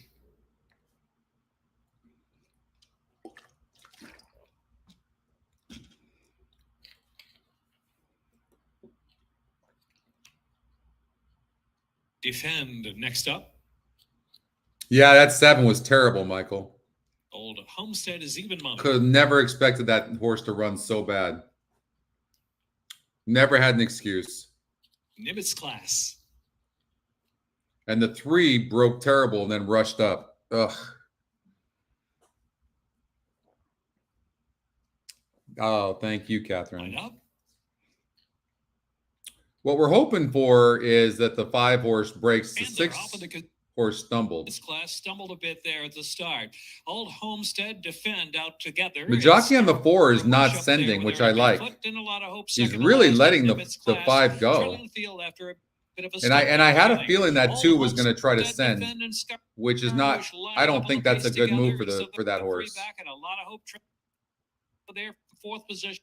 Race down the stretch, defends to take out of that pace up front. Nimitz class is in the back, only 4 from the front. Scaramouche has the lead at the rail. Scaramouche from Old Homestead through an opening quarter mile in 22.68. Heading on now, the far turn run. Inside is Scaramouche, the outside is Old Homestead. Another 2 lengths back and defend. And track them in 3rd position. La Hope is in 4th. Nimitz asks for more runs back of the pack with 3 furlongs to go. Old Homestead away Scaramouche. Old Homestead a half length from Scaramouche. Defend is 3rd. Half mile was a song 45.86. A lot of hope. Here's Nimitz class on the outside. Going to rally widest of them all. And they're into the stretch, and it's Old Homestead. Old Homestead pops away to a 2.5, a 3-length lead. Defend charging between horses. Drifting out of it is Scaramouche. The outside Nimitz class. Stay up, 4.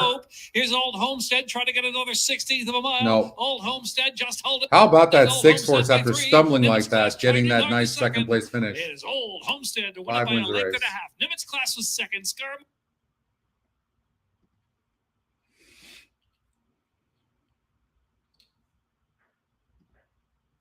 4 needs the lead.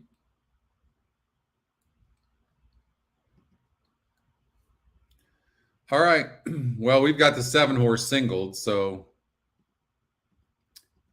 let's see what happens here. They've got 5 minutes before this race at Belmont.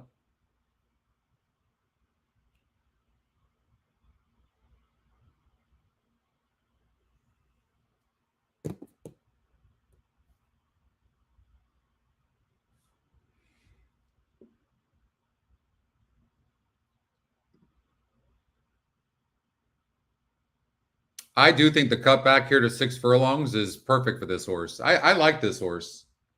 I like this horse, this 7, better than the one in the next race. But I do like the one in the next race. But I think this one, I think this horse is primed to run a good race. See, what I'm seeing is the 10 and the 12 and even the 6 from the inside go flying, especially the 10 and the 12. So the 12 can put pressure on the 10. That's what we're banking on. And then the 7 just sets a really nice trip. 6-5 right now. She's the one I love. 45% Christophe Clement and Jose Ortiz. Jockey trainer combination.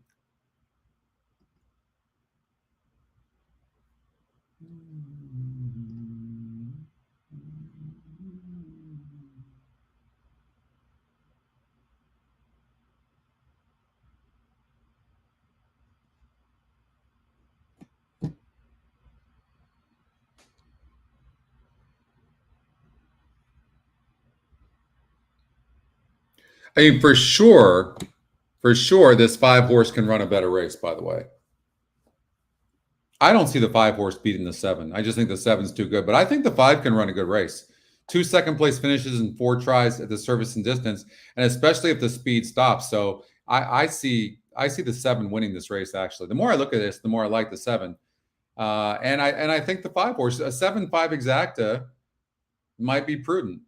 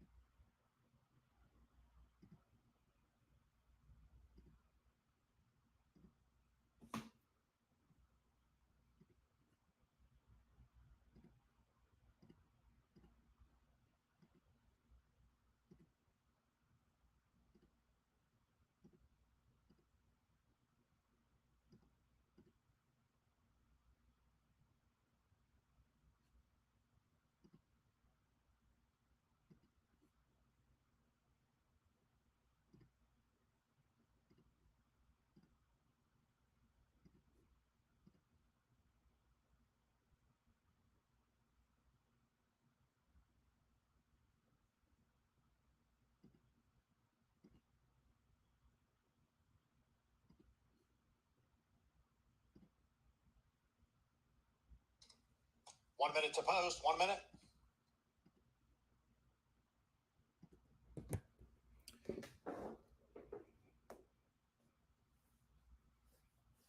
Very. Oh, the long shot. Daniel won the first race at Los Al. 22-1. Oof.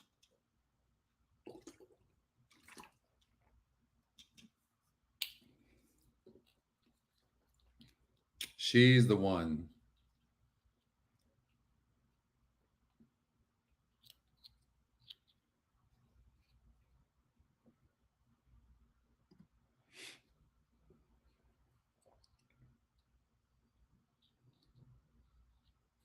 I'll be right back.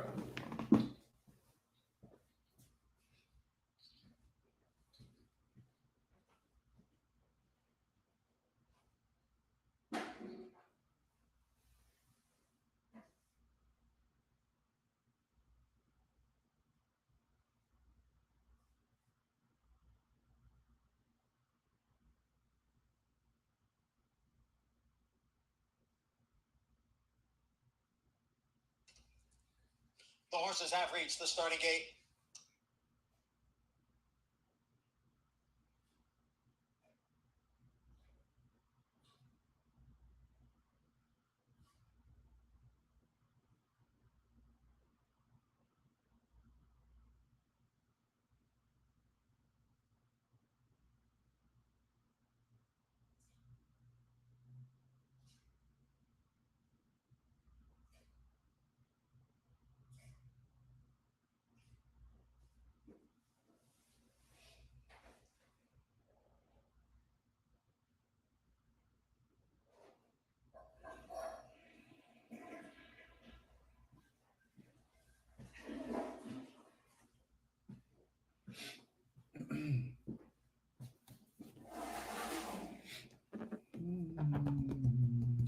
Waiting for Cruise Bay and mail order.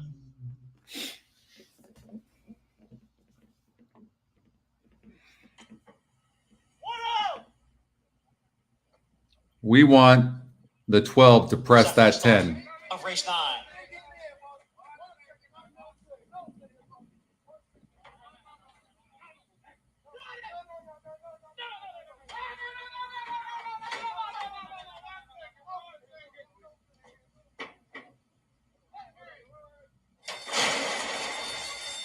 And they're off. There's there's a little Faith along with Oh Cotton Girl. And from the extreme outside, it is a mail order. Cruz Bay broke on top, now back running in fourth. Anador is next in fifth, 2.5 lengths to Silky Blue, who's running in sixth. She's the one. The favorite is seventh at this point. And then comes Notte Bene, and Tuscan Queen is the trailer in ninth. A little Faith and Oh Cotton Girl, and the two of them are heads apart for the lead. They've got a length and a half on mail order. Next in third, towards the inside is Cruz Bay in fourth. A quarter up at 21-4. Oh Cotton Girl on the outside. A little Faith down on the inside. And mail order now moves up to join the front two. So it's three of them across. Cruz Bay will move to the extreme outside. And then comes Anador, followed by Silky Blue. She's the one looking for a way through as mail order now comes away with the lead. She's the one moving up on the outside of a little Faith as they come down for the finish. It is mail order in front, and mail order has posted the upset here. Wow. At odds of 11-1. A little Faith held Wow, second. couldn't have predicted over that. She's the one. Oh, well, we couldn't finish these horizontals off, could we? We sure tried. God, so sorry, guys. I wanted that. Oh my gosh, really wanted that for everybody. 7 just did not run.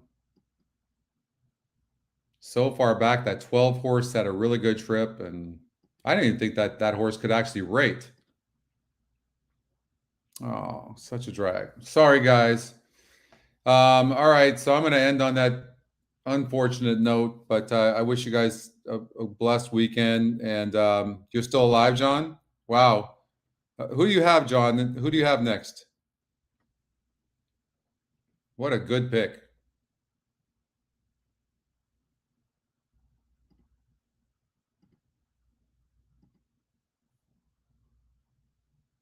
Gosh.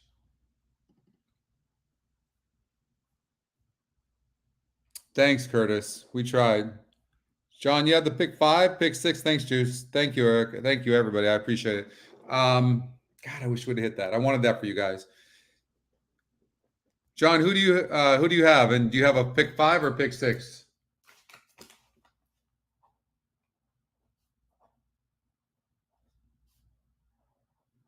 Happy 4th to you, Catherine. Man, I tell you what, that 7 ran just poorly. So disappointing. How about that 12? This horse had never rated one time. Look at this. Where'd that come from?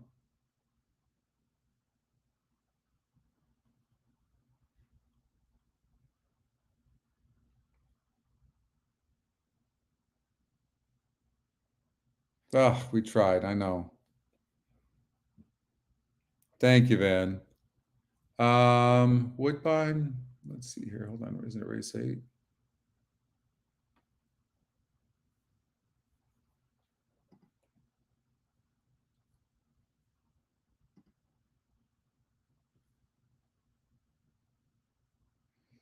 This is when you know it's a tough race. EquinEdge morning line on the 5 is 3-1, and it's only 2%. Top win percentage 22%. So you're not seeing anything line up, right?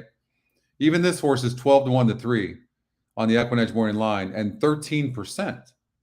So yeah, you're right. This is just brutal. Did John say who he has? Thank you, Linda. Gosh, I wanted that so badly. So damn frustrating.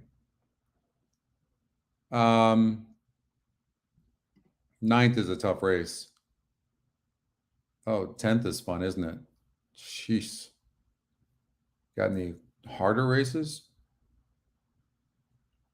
So what I like to do in races like this, when I see so much speed, what I like to do is I go down here and go, okay, who's going to get the best run here in the trip? And when I look at this, I see 2 horses. I see 7 and 11. That's what I see.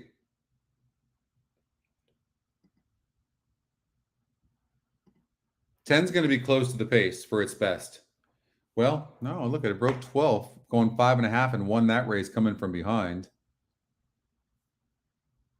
Pablo Morales jumps aboard. I don't know. I like the 7 and 11.